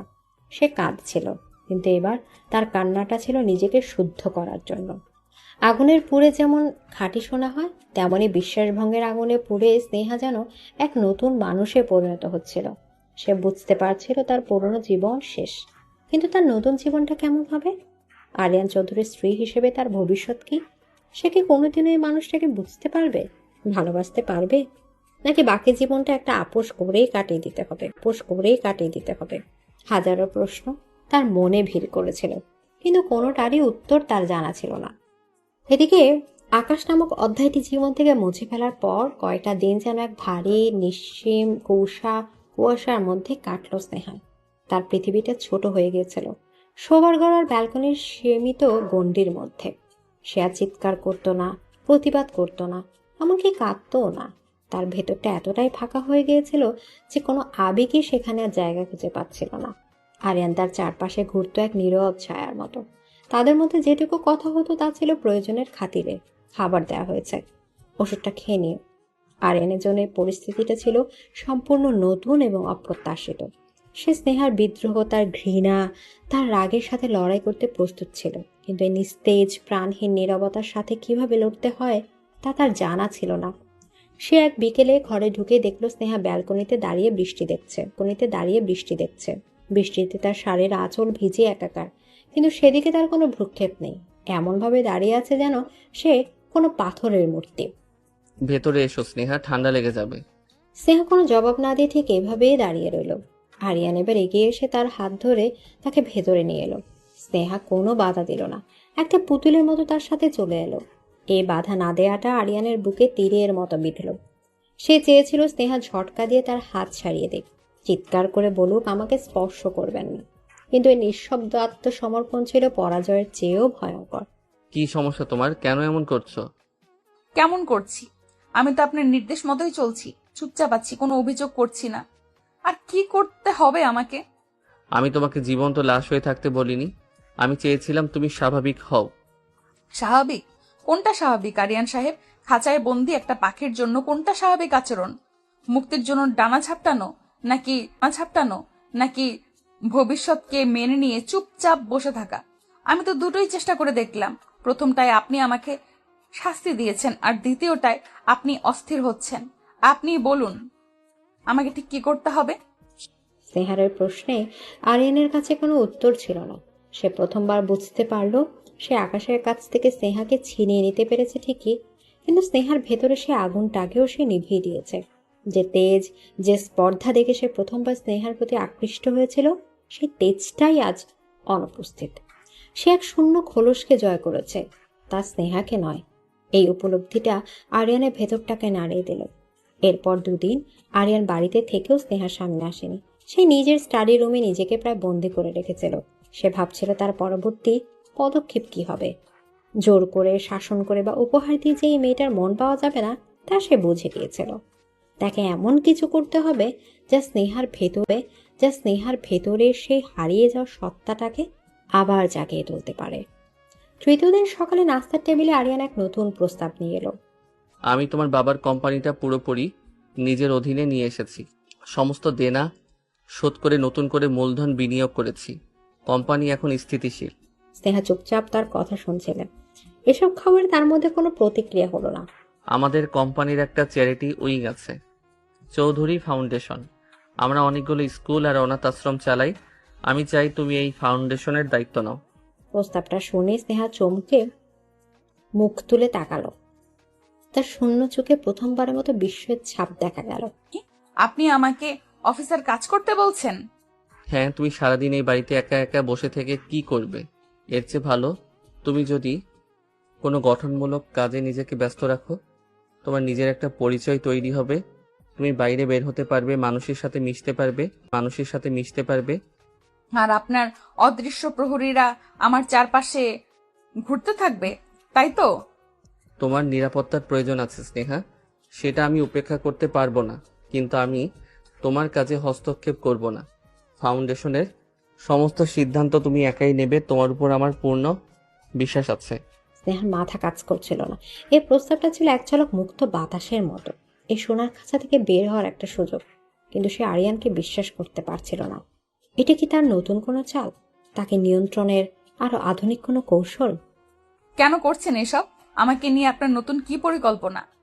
স্নেহার সরাসরি প্রশ্নে আরিয়ানের মুখে কোনো বিরক্তি দেখা গেল না। সে স্নেহার চোখের দিকে সরাসরি তাকালো। তার দৃষ্টিতে ছিল এক অদ্ভুত তীব্রতা, যা স্নেহা আগে কখনো দেখেনি। কোনো পরিকল্পনা নয় স্নেহা, আমি শুধু আমার স্ত্রীর চোখে আবার আগে সে আগুনটা দেখতে চাই, যে আগুনটা দেখতে চাই, যে আগুনটা দেখে আমি তাকে প্রথমবার পছন্দ করেছিলাম। এই নিস্তেজ শূন্য দৃষ্টিটা নয়। আরিয়ানের এই অপ্রত্যাশিত স্বীকারোক্তি স্নেহার বুকের ভেতরটা কাঁপিয়ে দিল। লোকটা তাহলে শুধু তার শরীর বা তার পরিচয়ের উপর আধিপত্য চায়নি, সে চেয়েছিল তার সেই বিদ্রোহী সত্তাটাকেও, যে সত্তাটাকে সে নিজেই তিলে তিলে শেষ করে দিয়েছে। আরিয়ানের এই জটিল রূপ স্নেহার কাছে এক দুর্বোধ্য ধাঁধার মতো মনে হলো। সে কি এর প্রস্তাবে রাজি হবে? এই সীমিত স্বাধীনতাটুকু কি তার জন্য নতুন কোনো ফাঁদ, নাকি সত্যি এক নতুন জীবনের সূচনা? স্নেহা কোনো উত্তর দিতে পারল না, শুধু আরিয়ানের চোখের দিকে তাকিয়ে তার ভেতরের আসল মানুষটাকে খোঁজার চেষ্টা করতে লাগলো। অনেক ভাবনার পর স্নেহা আরিয়ানের প্রস্তাবে রাজি হয়ে গেল। তার মনে ভয় ছিল, সন্দেহ ছিল, কিন্তু তার চেয়েও বেশি ছিল এই দম বন্ধ করা জীবন থেকে বাইরে বের হওয়ার তীব্র আকাঙ্ক্ষা। তার মনে হলো কাজ নিয়ে ব্যস্ত থাকলে হয়তো সে তার অতীতকে এবং বর্তমানের যন্ত্রণাগুলোকে কিছুটা হলেও ভুলতে পারবে। প্রথম দিন অফিসে যাওয়ার সময় স্নেহার ভেতরটা উত্তেজনায় আর ভয়ে দুরু দুরু করছিল। আরিয়ানের দেয়া গাড়িটা যখন তাকে চৌধুরী টাওয়ারের সামনে নামিয়ে দিল, তখন সে বিশাল বিল্ডিংটার দিকে তাকিয়ে নিঃশ্বাস নিল। আরিয়ানের সাম্রাজ্য সত্যিই আকাশ ছোঁয়া। ফাউন্ডেশনের অফিসটা ছিল বিল্ডিং এর 10ম তলায়, সুন্দর করে সাজানো ছিমছাম একটা অফিস। একজন অ্যাসিস্ট্যান্ট রিয়া তাকে সব বুঝিয়ে দেওয়ার জন্য অপেক্ষা করছিল। ম্যাম, আমি রিয়া। আপনার যে কোনো প্রয়োজনে আমাকে ডাকবেন। স্যার আপনার জন্য ফাউন্ডেশনের সব ফাইল গুছিয়ে রেখেছেন। স্নেহা তার নিজের কেবিনে এসে বসল। কাচের দেয়ালের ওপাশে গোটা শহরটা দেখা যাচ্ছে। কয়েক মাস পর সে এমনভাবে বাইরের পৃথিবীকে দেখল, এই অনুভূতিটা ছিল অসাধারণ। সে কাজে ডুবে গেল। ফাইলপত্র দেখতে গিয়ে সব অবাক হলো।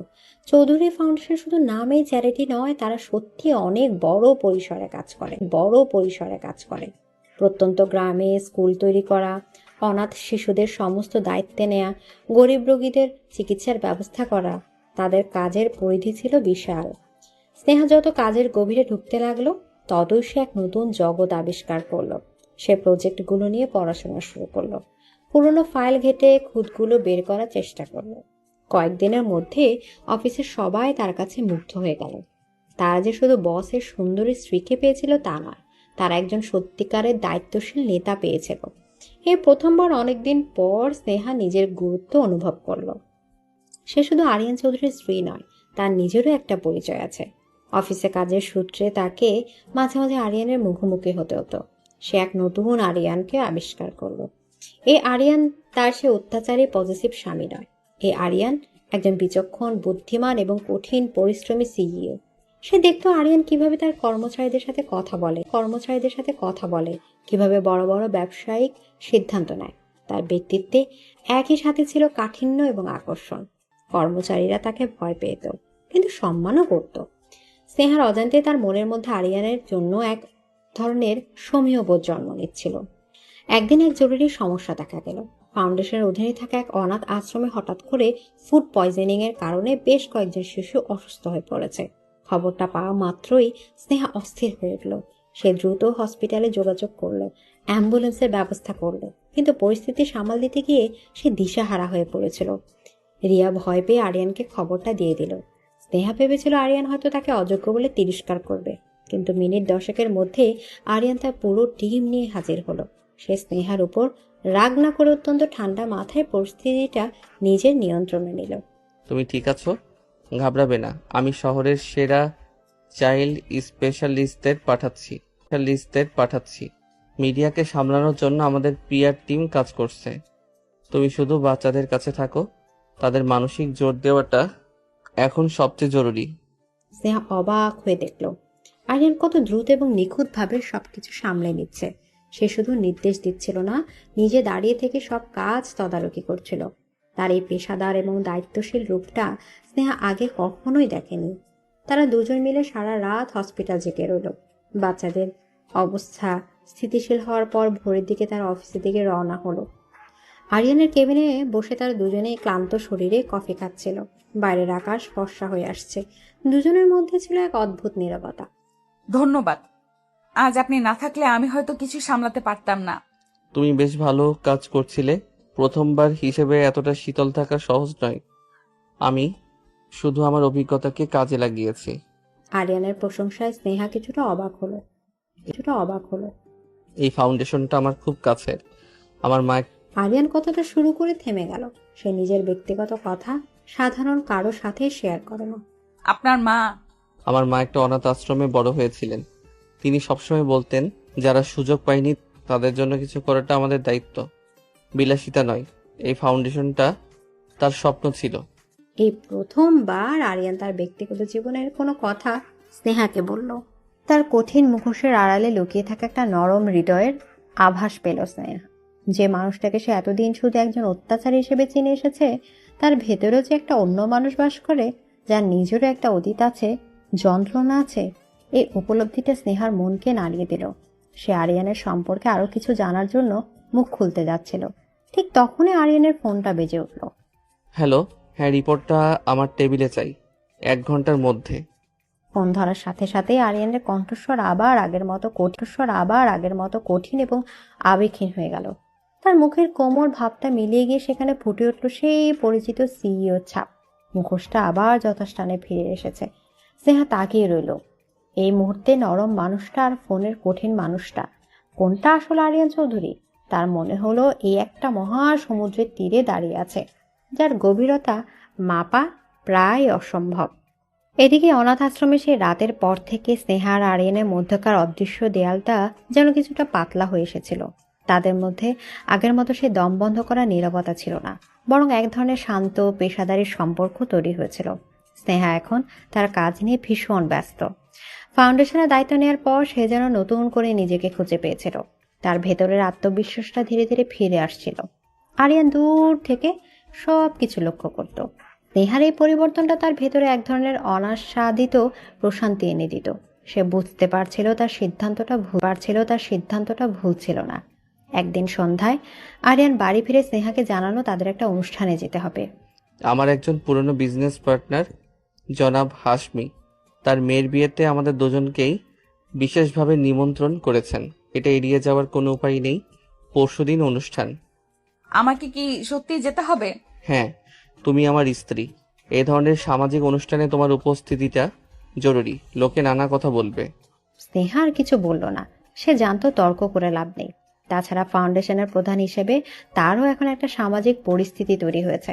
জনসমক্ষে আরিয়ানের সুখী স্ত্রী হিসেবে অভিনয় করাটা তার কাছে বিরক্তিকর মনে হলো। সে বাস্তবতাকে মেনে নিল। পরদিন বিকালে দেশের সেরা একজন ডিজাইনার তার জন্য অনুষ্ঠানের পোশাক নিয়ে হাজির হলো। আরিয়ান তাকে ফোন করে পাঠিয়েছিল।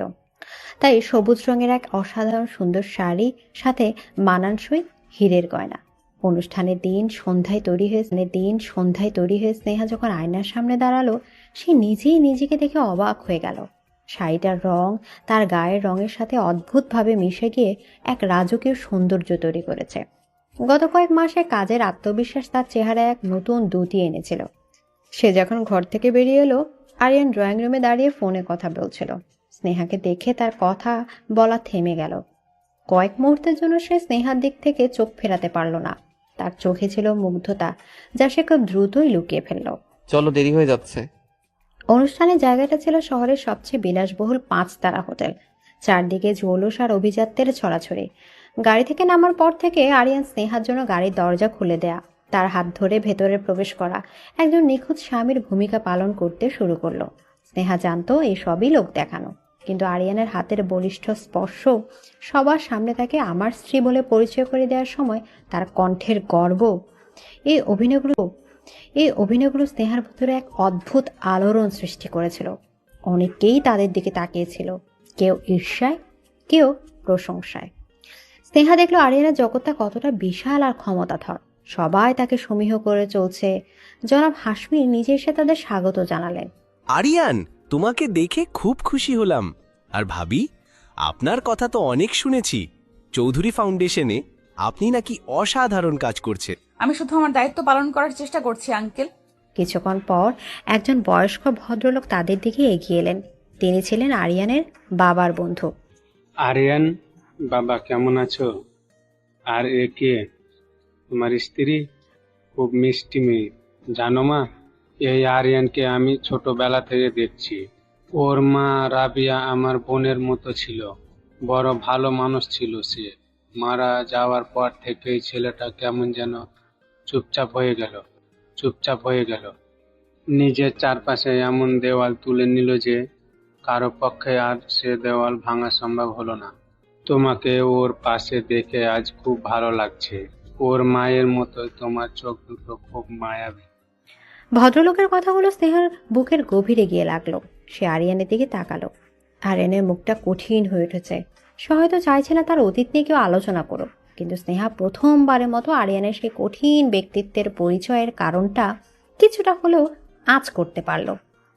অনুষ্ঠানের এক পর্যায়ে হোস্ট স্টেজে উঠে নবদম্পতির পর আরিয়ান আর স্নেহাকেও নাচ করার জন্য অনুরোধ করলেন। স্নেহার তো আত্মারাম খাঁচ কাটা হওয়ার জোগাড়। সে আরিয়ানের দিকে অসহায়ভাবে তাকালো। না বলার কোনো উপায় নেই স্নেহা, এটা শুধু একটা নাচ। হাসি মুখে আমার সাথে চলো। আরিয়ান তাকে হাত ধরে ডান্স ফ্লোরের দিকে নিয়ে গেল। মৃদু আলো, রোমান্টিক সুর। আরিয়ান এক হাত স্নেহায় কোমরে রাখলো, অন্য হাত দিয়ে তার হাতটা ধরলো। স্নেহার সমস্ত শরীর শক্ত হয়েছিল, কিন্তু আরিয়ানের বলিষ্ঠ নেতৃত্বে সে নাচের ছন্দে ধীরে ধীরে তাল মেলাতে শুরু করলো। তাদের মধ্যে দূরত্ব ছিল খুবই কম। স্নেহা আরিয়ানের পারফিউমে চেনা গন্ধটা পাচ্ছিল। সে মুখ তুলে তাকাতেই দেখলো আরিয়ান তার দিকেই তাকিয়ে আছে, কিন্তু সেই চোখে আজ শাসন বা অধিকার ছিল না, ছিল এক গভীর অপলক দৃষ্টি। সেই দৃষ্টিতে কি ছিল স্নেহা পড়তে পারল না, কিন্তু তার বুকের ভেতরটা ধুক করে উঠল। কয়েক মুহূর্তের জন্য তার মনে হলো চারপাশের পৃথিবীটা থেমে গেছে, তারা ছাড়া আর কেউ নেই। নাচ শেষ হতেই ঘোরটা কেটে গেল। তারা যখন নিজেদের টেবিলের দিকে ফিরে আসছিল, তখন আরিয়ানের একজন ব্যবসায়িক প্রতিপক্ষ জনাব সিনহা তাদের পথ আটকালো। কি খবর চৌধুরী? বাবাকে ডুবিয়ে এখন জামাইয়ের পয়সায় বেশ ভালোই তো আছো মিসেস চৌধুরী। একেই বলে ভাগ্য। কথাটা স্নেহার বুকে ছুরির মতো বিঁধল। তার বাবা তার সবচেয়ে দুর্বল জায়গা। তার চোখ দুটো অপমানে ভেজে উঠল। এই কিছু বলার আগে আরিয়ান এক পা সামনে এগিয়ে এলো। তার শরীরে ভাষা এক বরফ শীতল হিংস্রতা ফুটে উঠল। সিনহা, আমার স্ত্রীর বাবা বা আমার শ্বশুরকে নিয়ে কথা বলার আগে নিজের কোম্পানি শেয়ারের দামটা একবার দেখে নেবেন। আমি যদি চাই তাহলে কাল সকালে আপনাকে দেউলিয়া ঘোষণা করার জন্য আপনার কোম্পানি গেটে তালা ঝোলাতে পারি। আর আমার স্ত্রীর সম্মানহানি করার শাস্তি কি হতে পারে সেটা নিশ্চয়ই আপনি কল্পনাও করতে চাইবেন না। পথ ছাড়ুন। আরিয়ানের কণ্ঠস্বর এতটা শীতল আর বিপজ্জনক ছিল যে জনাব সিনহার মুখের হাসিটা মুহূর্তে উবে গেল। সে ভয়ে এক পা সরে দাঁড়ালো। আরিয়ান স্নেহাকে নিয়ে সেখান থেকে চলে এলো। স্নেহা হতবাক হয়ে আরিয়ানের দিকে তাকিয়েছিল। লোকটা এইমাত্র তার জন্য তার বাবার সম্মানের জন্য এমনভাবে লড়ল যে সে কল্পনা করতে পারেনি। সে শুধু তার সম্পত্তি বা নিজের সম্মান রক্ষা করেনি, সে সরাসরি স্নেহাকে রক্ষা করেছে। এই উপলব্ধিটা তার কাছে ছিল একেবারে নতুন এবং বিস্ময়কর। এদিকে পার্টি থেকে বাড়ি ফেরার পুরো পথটা স্নেহা আর আরিয়ান একটাও কথা বলল না। গাড়ির ভেতর বিরাজ করছিল এক ভারী নিস্তব্ধতা, কিন্তু এই নিস্তব্ধতা আগের মতো অস্বস্তিকর ছিল না। এর মধ্যে ছিল এক অব্যক্ত বোঝাপড়া। স্নেহার মাথায় বারবার জনাব সিনহার সাথে হওয়া ঘটনাটা ঘুরপাক খাচ্ছিল। আরিয়ানের সেই রক্ষকের রূপটা সে কোনোভাবেই ভুলতে পারছিল না। মেনশনে ফিরে স্নেহা নিজের ঘরে না গিয়ে আরিয়ানের পেছন পেছন তার স্টাডি রুমের দিকে এগিয়ে গেল। আরিয়ান ঘরে ঢুকে টাইয়ের নটটা আলগা করতে করতে ঘুরে দাঁড়ালো স্নেহাকে দেখে। কিছু বলবে? কেন করলেন ওটা? কি করেছি? পার্টিতে জনাব সিনহার সাথে আমার জন্য, আমার বাবার সম্মানের জন্য আপনি কেন লড়লেন? স্নেহার এই সরাসরি প্রশ্নটা আরিয়ানকে কিছুটা অপ্রস্তুত করে দিল। সে এমনটা আশা করেনি। সে কয়েক মুহূর্ত চুপ করে থেকে একটা চেয়ারে বসলো এবং স্নেহাকেও ইশারায় বসতে বলল। কারণ তুমি আমার স্ত্রী, আর তোমার সম্মান মানে আমার সম্মান। এর মধ্যে অবাক হওয়ার মতো কিছু নেই। না, এটা শুধু সম্মানের ব্যাপার ছিল না। আপনার চোখে আমি অন্য কিছু দেখেছি। আপনি সেদিন শুধু নিজের সম্মান বাঁচাননি, স্নেহার এই গভীর পর্যবেক্ষণ আরিয়ানকে নাড়িয়ে দিল। সে বুঝতে পারল এই মেয়েটাকে আর ফাঁকি দেওয়া যাবে না। সে অনেকক্ষণ ধরে স্নেহার চোখের দিকে তাকিয়ে রইল, যেন তার ভেতরের সবটুকু পড়ে ফেলার চেষ্টা করছে। তারপর একটা দীর্ঘশ্বাস ফেলে সে উঠে দাঁড়ালো এবং ঘরের অন্য প্রান্তে থাকা একটা পুরনো কাঠের সিন্দুকের দিকে এগিয়ে গেল। তুমি আমার সম্পর্কে জানতে চাও, তাই না? জানতে চাও আমি কেন এমন, কেন আমি এতটা পজিটিভ, এতটা নিয়ন্ত্রণ করতে ভালোবাসি? স্নেহা নীরবে মাথা নাড়ল। আরিয়ান সিন্দুকটা খুলে ভেতর থেকে একটা ধুলো মাখা চামড়ায় বাঁধানো অ্যালবাম বের করে আনলো। সে অ্যালবামটা নিয়ে সে স্নেহার সামনে টেবিলে রাখলো। এই আমার মা, রাবেয়া চৌধুরী। স্নেহা দেখল এক অসাধারণ সুন্দরী মায়াবী চেহারার মহিলার ছবি। তার হাসির সাথে আরিয়ানের হাসির অদ্ভুত মিল। আমার বাবা মাকে ভালোবাসতেন, কিন্তু তিনি ছিলেন দুর্বল প্রকৃতির মানুষ। তিনি ব্যবসার জগৎটাকে সামলাতে পারতেন না। আমাদের অনেক শত্রু ছিল, তারা বাবাকে দুর্বল পেয়ে বারবার আক্রমণ করত, আর সেই আক্রমণের সবচেয়ে সহজ শিকার হতেন আমার মা। মাকে প্রায়ই হুমকি দেওয়া হতো, মানসিকভাবে অত্যাচার করা হতো। আমি তখন অনেক ছোট, চোখের সামনে দেখতাম মা হাসির আড়ালে তার সব কষ্ট লুকিয়ে রাখছেন। আরিয়ানের কণ্ঠস্বর ধরে আসছিল। সে তার জীবনের সবচেয়ে গোপন আর কষ্টের অধ্যায়টা আজ প্রথমবার কারো সামনে উন্মোচন করছিল। আমার যখন 15 বছর বয়স, তখন মায়ের হার্টের সমস্যা ধরা পড়ে। ডাক্তার বলেছিলেন কোনো ধরনের মানসিক চাপ তার জন্য মারাত্মক হতে পারে, কিন্তু আমাদের শত্রুরা ঠিক সেই সুযোগটাই নিল। বাবার একটা ভুল সিদ্ধান্তের কারণে ব্যবসায় বিরাট ক্ষতি হলো। সেই চাপেই হোক বা শত্রুদের হুমকির কারণেই হোক, মা একদিন রাতে মারাত্মক হার্ট অ্যাটাক করলেন। আমি বাবাকে বলেছিলাম হসপিটাল নিতে, কিন্তু বাবা ভয়ে আতঙ্কে কোনো সিদ্ধান্তই নিতে পারছিলেন না। আমার চোখের সামনে আমার মা বিনা চিকিৎসায় মারা গেলেন। কথাগুলো বলতে গিয়ে আরিয়ানের চোখ দুটো ভিজে উঠল। যে মানুষটার চোখে স্নেহা শুধু রাগ আর ঘৃণা দেখেছে, আজ সেই চোখে এসে দেখলো রাজ্যের কষ্ট আর অসহায়ত্ব। সেদিন আমি দুটো জিনিস শিখেছিলাম স্নেহা। প্রথমত, এই পৃথিবীতে দুর্বলদের কোনো জায়গা নেই। ক্ষমতা না থাকলে তুমি তোমার ভালোবাসার মানুষকে বাঁচাতে পারবে না। আর দ্বিতীয়ত, আমি যা কিছু ভালোবাসি, যা কিছু আমার, তাকে রক্ষা করার দায়িত্ব সম্পূর্ণ আমার। আমি আর কোনোদিনও কাউকে হারানোর ঝুঁকি নেব না। তাই আমি নিজেকে এতটা কঠিন বানিয়েছি, এতটা শক্তিশালী করেছি, যাতে কেউ আমার কোনো প্রিয় জিনিসের দিকে চোখ তুলে তাকাতেও সাহস না পায়। এবার স্নেহা সবকিছু বুঝতে পারল। আরিয়ানের এই পজিটিভনেস, এই নিয়ন্ত্রণ, এসবের উৎসে ভালোবাসা নয়, ছিল এক গভীর ভয়, প্রিয়জনকে হারানোর ভয়। আমি যখন তোমাকে প্রথম দেখি, তোমার মধ্যে আমি আমার মায়ের ছায়া দেখেছিলাম। তোমার ওই তেজ, ওই আত্মসম্মান। আমি ভয় পেয়ে গিয়েছিলাম স্নেহা। আমার মনে হয়েছিল এই পৃথিবীটা তোমাকে শেষ করে দিবে। তাই আমি তোমাকে জোর করে আমার জীবনে নিয়ে এসেছি। তোমাকে শাসন করতে চেয়েছি, খাঁচায় বেঁধে রাখতে চেয়েছি, কারণ কিভাবে ভালোবাসতে হয় সেটা হয়তো আমি শিখিনি। আমি শুধু শিখেছি কিভাবে অধিকার প্রতিষ্ঠা করে, নিজের জিনিসকে সব ক্ষতির হাত থেকে বাঁচাতে হয়। আমার পদ্ধতি হয়তো আগাগোড়াই ভুল ছিল। আরিয়ানের এই স্বীকারোক্তি স্নেহার হৃদয়ে হাতুড়ির মতো আঘাত করল। যে মানুষটাকে সে এতদিন ধরে এক নির্দয় অত্যাচারী দৈত্য ভেবে এসেছে, সে আসলে তার অতীতের ক্ষতে জর্জরিত এক অসহায় একাকী মানুষ। তার প্রতি স্নেহার মনে জমে থাকা সমস্ত ঘৃণার, সমস্ত রাগ এক নিমিষে গলে গেল। সেই জায়গায় জন্ম নিল এক গভীর সহানুভূতি আর এক অদ্ভুত মায়া। এখন তো আমার সম্পর্কে সব জানলে, এখন নিশ্চয়ই আমাকে আগের চেয়ে বেশি ঘৃণা করছো। স্নেহা কোনো উত্তর দিল না। সে ধীরে ধীরে তার চেয়ার থেকে উঠে আরিয়ানের সামনে এসে দাঁড়ালো। তারপর সে খুব আলতো করে তার হাতটা তুলে নিয়ে আরিয়ানের হাতের উপর রাখলো। তার এই সামান্য স্পর্শে ছিল নীরব সম্মতি, ছিল শত শত না বলা কথার সান্ত্বনা। আরিয়ান চমকে স্নেহার দিকে তাকালো। স্নেহার চোখে সে ঘৃণা নয়, দেখলো এক স্নিগ্ধ বোঝাপড়া। এই প্রথমবার তাদের মধ্যে কোনো শব্দ ছাড়াই যেন মনের কথা বিনিময় হয়ে গেল। স্নেহার সেই ছোট্ট স্পর্শটা আরিয়ানের কঠিন আবরণের উপর যেন এক মৃদু কিন্তু শক্তিশালী আঘাত ছিল। যে মানুষটা গোটা পৃথিবীকে তার আঙুলের ডগায় না যায়, সে এক মুহূর্তের জন্য বাকরুদ্ধ হয়ে গিয়েছিল। তার মনে হলো বহু বছর পর কেউ তার ভেতরের সেই ক্ষতবিক্ষত সত্তাটাকে ঘৃণা বা ভয় দিয়ে নয়, বরং একরাশ বোঝাপড়া দিয়ে স্পর্শ করলো। সে ধীরে ধীরে তার হাতটা সরিয়ে নিল, কিন্তু স্নেহা সেই স্পর্শের উষ্ণতাটুকু যেন তার চামড়া লেপ্টে রইল। সে রাতে আর কোনো কথা হলো না। দীর্ঘ সময় ধরে জমে থাকা বরফটা অবশেষে গলতে শুরু করেছিল। পরদিন সকাল থেকে চৌধুরী মেনশনের পরিবেশটা ছিল অদ্ভুত রকম শান্ত। সেই দম বন্ধ করা উত্তেজনা বা শীতল নীরবতা কোনোটাই ছিল না, তার বদলে ছিল এক ধরনের দ্বিধাগ্রস্ত সচেতনতা। নাস্তার টেবিলে আরিয়া যখন স্নেহার প্লেটে খাবার তুলে দিচ্ছিল, তখন তাদের আঙ্গুলগুলো আলতো করে ছুঁয়ে গেল। দুজনের শরীরেই যেন এক হালকা বিদ্যুতের স্রোত বয়ে গেল। তারা দ্রুত চোখ সরিয়ে নিল, কিন্তু দুজনের মুখেই ছিল এক চাপা রক্তিম আভা। আরিয়ানের আচরণে সূক্ষ্ম কিন্তু স্পষ্ট পরিবর্তন আসতে শুরু করলো। সে এখন আর স্নেহাকে আদেশ করত না, বরং তার মতামত চাইতো। তার প্রতিটি কাজে স্নেহার প্রতি এক নতুন ধরনের সম্মান ফুটে উঠেছিল।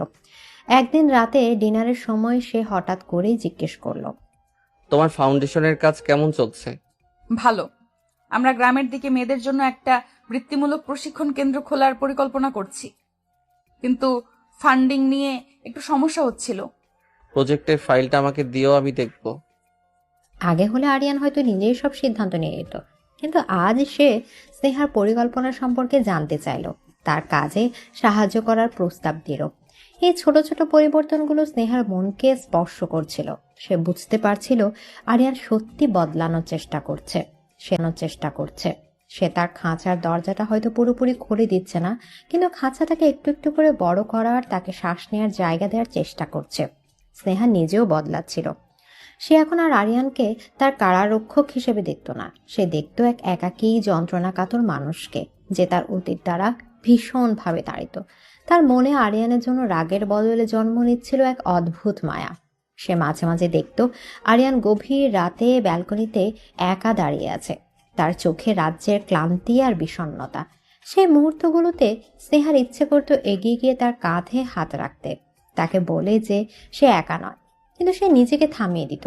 তাদের সম্পর্কের এই নতুন অধ্যায় কিভাবে আচরণ করতে হবে তা সে এখনো পুরোপুরি বুঝে উঠতে পারেনি। একদিন স্নেহা ফাউন্ডেশনের কাজে একটা প্রত্যন্ত গ্রামে গিয়েছিল।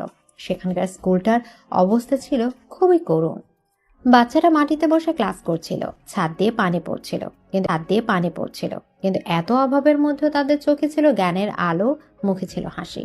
স্নেহা তাদের সাথে মিশে গেল, তাদের গল্প শুনল। সে বুঝতে পারল আরিয়ান চৌধুরী তৈরি করা এই সাম্রাজ্য শুধু টাকার পাহাড় নয়, এই সাম্রাজ্য হাজারো মানুষের জীবনে আশার আলো জ্বালাচ্ছে।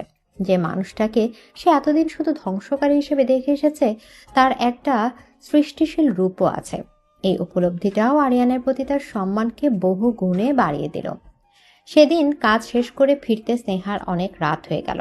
সে ভেবেছিল আরিয়ান হয়তো এতক্ষণে ঘুমিয়ে পড়েছে, কিন্তু ড্রয়িং রুমে ঢুকতেই সে দেখল আরিয়ান সোফায় বসে আছে, তার হাতে একটা বই, কিন্তু তার দৃষ্টি বারবার দরজার দিকে চলে যাচ্ছে। স্নেহাকে দেখা মাত্র সে উঠে দাঁড়ালো, তার চোখে মুখে ছিল স্পষ্ট উদ্বেগের চাপ। এত দেরি হলো, ফোনটাও ধরছিলে না, আমি চিন্তায়। কথা শেষ না করে সে থেমে গেল। চিন্তা শব্দটা তার মুখ থেকে বের করে সে নিজেই যেন অপ্রস্তুত হয়ে গেল। সে কখনো স্বীকার করে না যে সে চিন্তা করে, ভয় পায়। দুঃখিত, গ্রামের দিকে নেটওয়ার্ক ছিল না। স্নেহা তার পাশ কাটিয়ে নিজের ঘরের দিকে এগিয়ে যাচ্ছিল। এই প্রথমবার বাড়ি ফিরে তার মনে হলো না যে সে একটা কারাগারে প্রবেশ করেছে, বরং সারাদিনের খাটুনির পর তার বাড়ি ফিরতে পেরে ভালো লাগছিল। স্নেহা ঘুরে দাঁড়ালো। আরিয়ান তার দিকে এগিয়ে গেল। সে খুব আলতো করে স্নেহার কাঁধে হাত রাখলো। তার স্পর্শে কোনো অধিকার ছিল না, ছিল কোমলতা। Welcome home. এই দুটো সহজ শব্দ স্নেহার বুকের গভীরে যেন এক উষ্ণ স্রোতের মতো ছড়িয়ে পড়ল। বাড়িতে স্বাগতম, এই কথাটা সে এই বাড়িতে প্রথমবার শুনল, যার শুধু কথার কথা ছিল না, এর মধ্যে ছিল আন্তরিকতা, ছিল অপেক্ষা। স্নেহার মনে হলো ঝড়ের শেষে সে যেন অবশেষে একটা শান্ত নিরাপদ আশ্রয় খুঁজে পেয়েছে, আর সেই আশ্রয়টার নাম হয়তো Aryan Chowdhury. Welcome home, welcome home. আরিয়ানের মুখের সেই দুটো শব্দ স্নেহার মনে এক নতুন সুরের জন্ম দিয়েছিল। সে রাতের পর থেকে তাদের মধ্যকার অদৃশ্য কাছের দেয়ালটা যেন পুরোপুরি ভেঙে পড়ল। তাদের সম্পর্কটা এখন আর স্বামী স্ত্রীর সামাজিক চুক্তি বা বিজয়ী পরাজিতের সমীকরণে বাধা ছিল না। এটা ধীরে ধীরে পরিণত হচ্ছিল দুটো মানুষের একে অপরকে চেনা জানার এক সুন্দর যাত্রায়। স্নেহা এখন প্রায় আরিয়ানকে নতুন চোখে আবিষ্কার করত। সে দেখত কঠিন ব্যবসায়ী আরিয়ান চৌধুরী তার পোষা ল্যাব্রাডরটার সাথে শিশুর মতো খেলছে। সে দেখত গভীর রাতে আরিয়ান লাইব্রেরিতে বসে ক্লাসিক্যাল মিউজিক শুনছে। এই ছোট ছোট মুহূর্তগুলো আরিয়ানের সে রাগী নিয়ন্ত্রণকামী মুখোশের আড়ালের আসল মানুষটাকে স্নেহার সামনে এনে দিচ্ছিল। তার মনে হতে লাগলো সে এই মানুষটাকে প্রায় কিছুই চিনত না। একদিন সন্ধ্যায় বাইরে ঝুম বৃষ্টি হচ্ছিল। স্নেহা লাইব্রেরিতে বসে তার প্রিয় লেখকের একটা বই পড়ছিল, আর আরিয়ান কিছুটা দূরে বসে ল্যাপটপে কাজ করছিল। ঘরের ভেতর ছিল শুধু বৃষ্টির ঝমঝম শব্দ আর টেবিল ল্যাম্পের নরম আলো। পরিবেশটা ছিল অদ্ভুত রকম শান্ত আর আরামদায়ক। বইয়ের একটা অংশ পড়ে স্নেহা খিলখিল করে হেসে উঠল। কি হলো, একা একাই হাসছো? কিছু না, বইয়ের একটা লাইন খুব মজার ছিল। তাই? আমাকে শোনাও তো দেখি, তোমার রুচি কেমন? স্নেহা কিছুটা লজ্জা পেয়েও লাইনটা পড়ে শোনালো। সেটা দিয়ে তাদের মধ্যে কথা শুরু হলো। বই, লেখালেখি, সিনেমা, স্বপ্ন, একটার পর একটা বিষয় নিয়ে তাদের মধ্যে অনর্গল কথা চলতে লাগলো। স্নেহা অবাক হয়ে আবিষ্কার করলো তাদের দুজনের পছন্দে অনেক মিল। যে মানুষটাকে সে তার সম্পূর্ণ বিপরীত ভাবত, তার সাথে তার চিন্তার জগৎটা এতটা মিলে যাবে এটা সে কল্পনাও করতে পারেনি। এই প্রথমবার তারা কোনো অভিযোগ, কোনো শর্ত ছাড়াই বন্ধুর মতো কথা বলল। এই ঘটনার পর থেকে তাদের মধ্যে কথাবার্তা অনেক সহজ হয়ে গেল। স্নেহা এখন আর আরিয়ানকে ভয় পেত না, বরং তার সঙ্গ উপভোগ করতে শুরু করেছিল। তার মনে আরিয়ানের জন্য এক নতুন অনুভূতির জন্ম হচ্ছিল, যা ছিল সম্মান আর মায়ার ঊর্ধ্বে। এই অনুভূতিটাকে সে ঠিক নাম দিতে পারছিল না, বা হয়তো নাম দেওয়ার সাহস পাচ্ছিল না। একদিন অফিসে স্নেহা জানতে পারল আরিয়ানের খুব গুরুত্বপূর্ণ একটা ডিল নিয়ে মিটিং আছে, যা নিয়ে সে গত কয়েক সপ্তাহ ধরে খুব চিন্তিত। সেদিন বাড়ি ফিরে সে দেখলো আরিয়ান স্টাডি রুমে বসে আছে। তার চোখে মুখে রাজ্যে ক্লান্তি আর দুশ্চিন্তার ছাপ। মিটিংটা ভালো হয়নি। স্নেহাকে দেখে এসে জোর করে একটু হাসার চেষ্টা করলো। স্নেহা কিছু না বলে রান্নাঘরের দিকে চলে গেল। কিছুক্ষণ পর সে দুটো কফির মগ হাতে আরিয়ানের স্টাডি রুমে প্রবেশ করলো। আরিয়ান অবাক হয়ে তার দিকে তাকালো। পরিচারিকাদের দিয়ে কফি পাঠানো আর নিজ হাতে কফি বানিয়ে নিয়ে আসার মধ্যে যে আকাশ পাতাল তফাৎ, সেটা সে খুব ভালোভাবে বুঝতে পারছিল। ভাবলাম আপনার হয়তো ভালো লাগবে। ধন্যবাদ। তার কণ্ঠস্বরটা ছিল কৃতজ্ঞতায় ভেজা। স্নেহা চলে যেতে উদ্যত হতেই আরিয়ান তাকে ডাকলো। বসো। স্নেহা তার সামনে চেয়ারটায় বসলো। আরিয়ান তার মিটিংয়ের সমস্যাগুলো নিয়ে স্নেহার সাথে আলোচনা করতে শুরু করলো।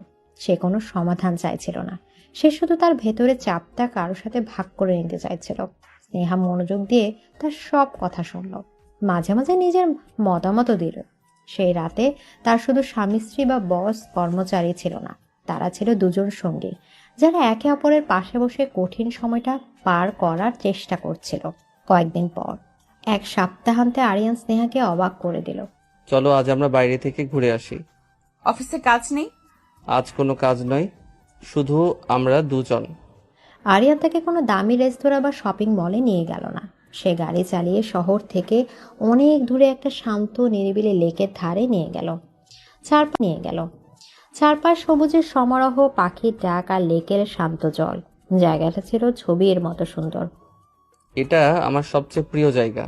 মন খারাপ হলে আমি এখানে চলে আসি। স্নেহা বুঝতে পারলো আরিয়ান তাকে শুধু একটা জায়গায় বেড়াতে আনেনি, সে তাকে তার ব্যক্তিগত গোপন পৃথিবীর একটা অংশে প্রবেশ করার অনুমতি দিয়েছে। ছোটবেলায় মায়ের সাথে এখানে মাছ ধরতে আসতাম। মা চলে যাওয়ার পর আর আসা হয়নি। অনেক বছর পর আজ এলাম। আরিয়ানের এই কথায় স্নেহার ভেতরটা মোচড় দিয়ে উঠল। সে দেখল এই শক্তিশালী মানুষটার ভেতরেও একটা শিশু লুকিয়ে আছে, যে আজও তার মাকে খুঁজে বেড়ায়। তারা লেকের ধারে পাশাপাশি বসে সূর্যাস্ত দেখছিল। পরন্ত বিকেলের আলোয় আরিয়ানের মুখটা অদ্ভুত মায়াবী লাগছিল। হঠাৎ একটা ঠান্ডা বাতাস এসে স্নেহার শরীরে কাঁপুনি ধরিয়ে দিল। কিছু বুঝে ওঠার আগেই আরিয়ান তার গায়ের কোটটা খুলে স্নেহার কাঁধে জড়িয়ে দিল। শুধু তাই নয়, সে স্নেহাকে আলতো করে নিজের আরো কাছে টেনে নিল। তার বলিষ্ঠ হাতের বেষ্টনীর মধ্যে স্নেহা এক অদ্ভুত নিরাপত্তা আর উষ্ণতা অনুভব করল। তাদের মধ্যে দূরত্ব এতটাই কমে এসেছিল যে সে আরিয়ানের হৃদস্পন্দনও শুনতে পাচ্ছিল। স্নেহা। আরিয়ানের এই ডাক শুনে স্নেহার বুকের ভেতরটা ধক করে উঠল। সে মুখ তুলে আরিয়ানের চোখের দিকে তাকালো। সেই চোখে ছিল এমন এক গভীর আবেগ যা স্নেহা আগে কখনো দেখেনি। আরিয়ান খুব ধীরে ধীরে তার মুখের দিকে ঝুঁকে এলো। স্নেহা চোখ বন্ধ করে ফেলল। সে জানতো এই মুহূর্তটা তাদের সম্পর্কের নতুন ভোর নিয়ে আসতে চলেছে। সে আর বাধা দিল না, বরং নিজেকে সঁপে দিল এই আসন্ন মুহূর্তটির কাছে। আরিয়ানের মুখটা যখন ধীরে ধীরে ঝুঁকে আসছিল, স্নেহার মনে হলো তার হৃদস্পন্দন কয়েক মুহূর্তের জন্য থেমে গেছে। তার চোখের সামনে ভেসে উঠেছিল তাদের প্রথম রাতের ভয়ঙ্কর স্মৃতি, আরিয়ানের সেই হিংস্র রূপ। কিন্তু আজ এই লেকের ধারে পড়ন্ত বিকেলে স্নিগ্ধ আলোয় তার সামনে যে মানুষটা ছিল, সে সেই পুরনো আরিয়ান নয়। এই মানুষটার চোখে ছিল ভয়, ছিল একরস দ্বিধা, আর ছিল এক গভীর না বলা আরতি। স্নেহা তার অতীতের সমস্ত তিক্ততাকে মন থেকে ছেড়ে ফেলে চোখ বন্ধ করলো। আরিয়ানের ঠোঁট যখন স্নেহার ঠোঁটকে স্পর্শ করলো, সেই স্পর্শে কোনো জোর ছিল না, ছিল না কোনো অধিকার ফালানোর চেষ্টা, ছিল শুধু একরাশ কোমলতা আর পরম মমতা। এটা ছিল দুটো ভাঙা হৃদয়ের প্রথমবার একে অপরকে খুঁজে পাওয়ার মুহূর্ত। স্নেহার মনে হলো বহু বছর ধরে বয়ে বেড়ানো এক নিদারুণ যন্ত্রণা যেন এই একটা স্পর্শে মুহূর্তের মধ্যে গলে গেল। আরিয়ানের কাছেও এই অনুভূতিটা ছিল একেবারেই নতুন। সে প্রথমবার কোনো কিছু জয় করার জন্য নয়, বরং নিজেকে সঁপে দেওয়ার জন্য কাউকে স্পর্শ করলো। কয়েক মুহূর্ত পর যখন তারা একে অপরের থেকে বিচ্ছিন্ন হলো, তখন দুজনের চোখই ছিল এক অব্যক্ত আবেগ আর জলের রেখা। সেই বিকেলের পর বাড়ি ফেরার পথটা ছিল শান্ত, কিন্তু সেই শান্ততার গভীরে ছিল হাজারো না বলা কথার অনুকরণ। তারা কেউ কোনো কথা বলল না, কিন্তু তাদের হাতের আলতো স্পর্শ, তাদের চোখের ভাষা যেন একে অপরকে সব কথা বলে দিচ্ছিল। সেই দিনের পর থেকে চৌধুরী ম্যানশনের পরিবেশ পুরোপুরি বদলে গেল। বাড়িতে এখন আর স্নেহার কাছে কারাগার মনে হতো না। আরিয়ান আর তার মধ্যে এক নতুন মিষ্টি সম্পর্ক তৈরি হয়েছিল। তারা এখন একসাথে কফি খেত, গভীর রাত পর্যন্ত সিনেমা দেখত, ফাউন্ডেশনের কাজ নিয়ে আলোচনা করত। আরিয়ান এখন আর তার উপর কোনো নিয়ম চাপিয়ে দিত না, বরং প্রতিটি কাজে তার মতামতকে গুরুত্ব দিত। সে স্নেহাকে তার প্রাপ্য সম্মান আর স্বাধীনতা ফিরিয়ে দেওয়ার আপ্রাণ চেষ্টা করছিল। আর স্নেহা তার ঘৃণার খোলস ছেড়ে বেরিয়ে এসে আরিয়ানের এই নতুন রূপটাকে ভালোবাসতে শুরু করেছিল। সে আবিষ্কার করলো আরিয়ানের হাসির মধ্যে এক শিশুর সারল্য লুকিয়ে আছে। সে দেখলো আরিয়ান যখন কোনো সমস্যায় পড়ে তখন তার কপালে চিন্তার ভাঁজ কতটা গভীর হয়। সে আরিয়ানের সেই সব ছোট ছোট অভ্যাস, ভালো লাগা মন্দ লাগাগুলোকে ভালোবাসতে শুরু করলো। কিন্তু একটা দ্বিধা তার মনকে এখনো কুড়ে কুড়ে খাচ্ছিল। তারা একে অপরের খুব কাছে এসে গিয়েছিল, কিন্তু ভালোবাসার সেই তিনটে শব্দ, আমি তোমাকে ভালোবাসি, এখনো তাদের মধ্যে বলা হয়নি। স্নেহার ভয় হতো এই যে পরিবর্তন, এটা কি স্থায়ী? আরিয়ানের এই কোমল রূপটা কি তার নতুন কোনো কৌশল? তার মনের গভীরে লুকিয়ে থাকা সেই পজিটিভ মানুষটা কি আবার কোনোদিন জেগে উঠবে? এই প্রশ্নগুলো তাকে পুরোপুরি নির্ভর করতে দিচ্ছিল না। একদিন রাতে আকাশ ছিল পূর্ণিমার চাঁদ। সেই চাঁদের আলো এসে পড়ছিল তাদের শোবার ঘরে। স্নেহা ব্যালকনিতে দাঁড়িয়েছিল, তার মন ছিল চিন্তামগ্ন। আরিয়ান নিঃশব্দে তার পেছনে এসে দাঁড়ালো। কি ভাবছো এত? আমাদের কথা ভাবছিলাম, সবকিছু কত দ্রুত বদলে গেল। কখনো কখনো বিশ্বাসই হতে চায় না।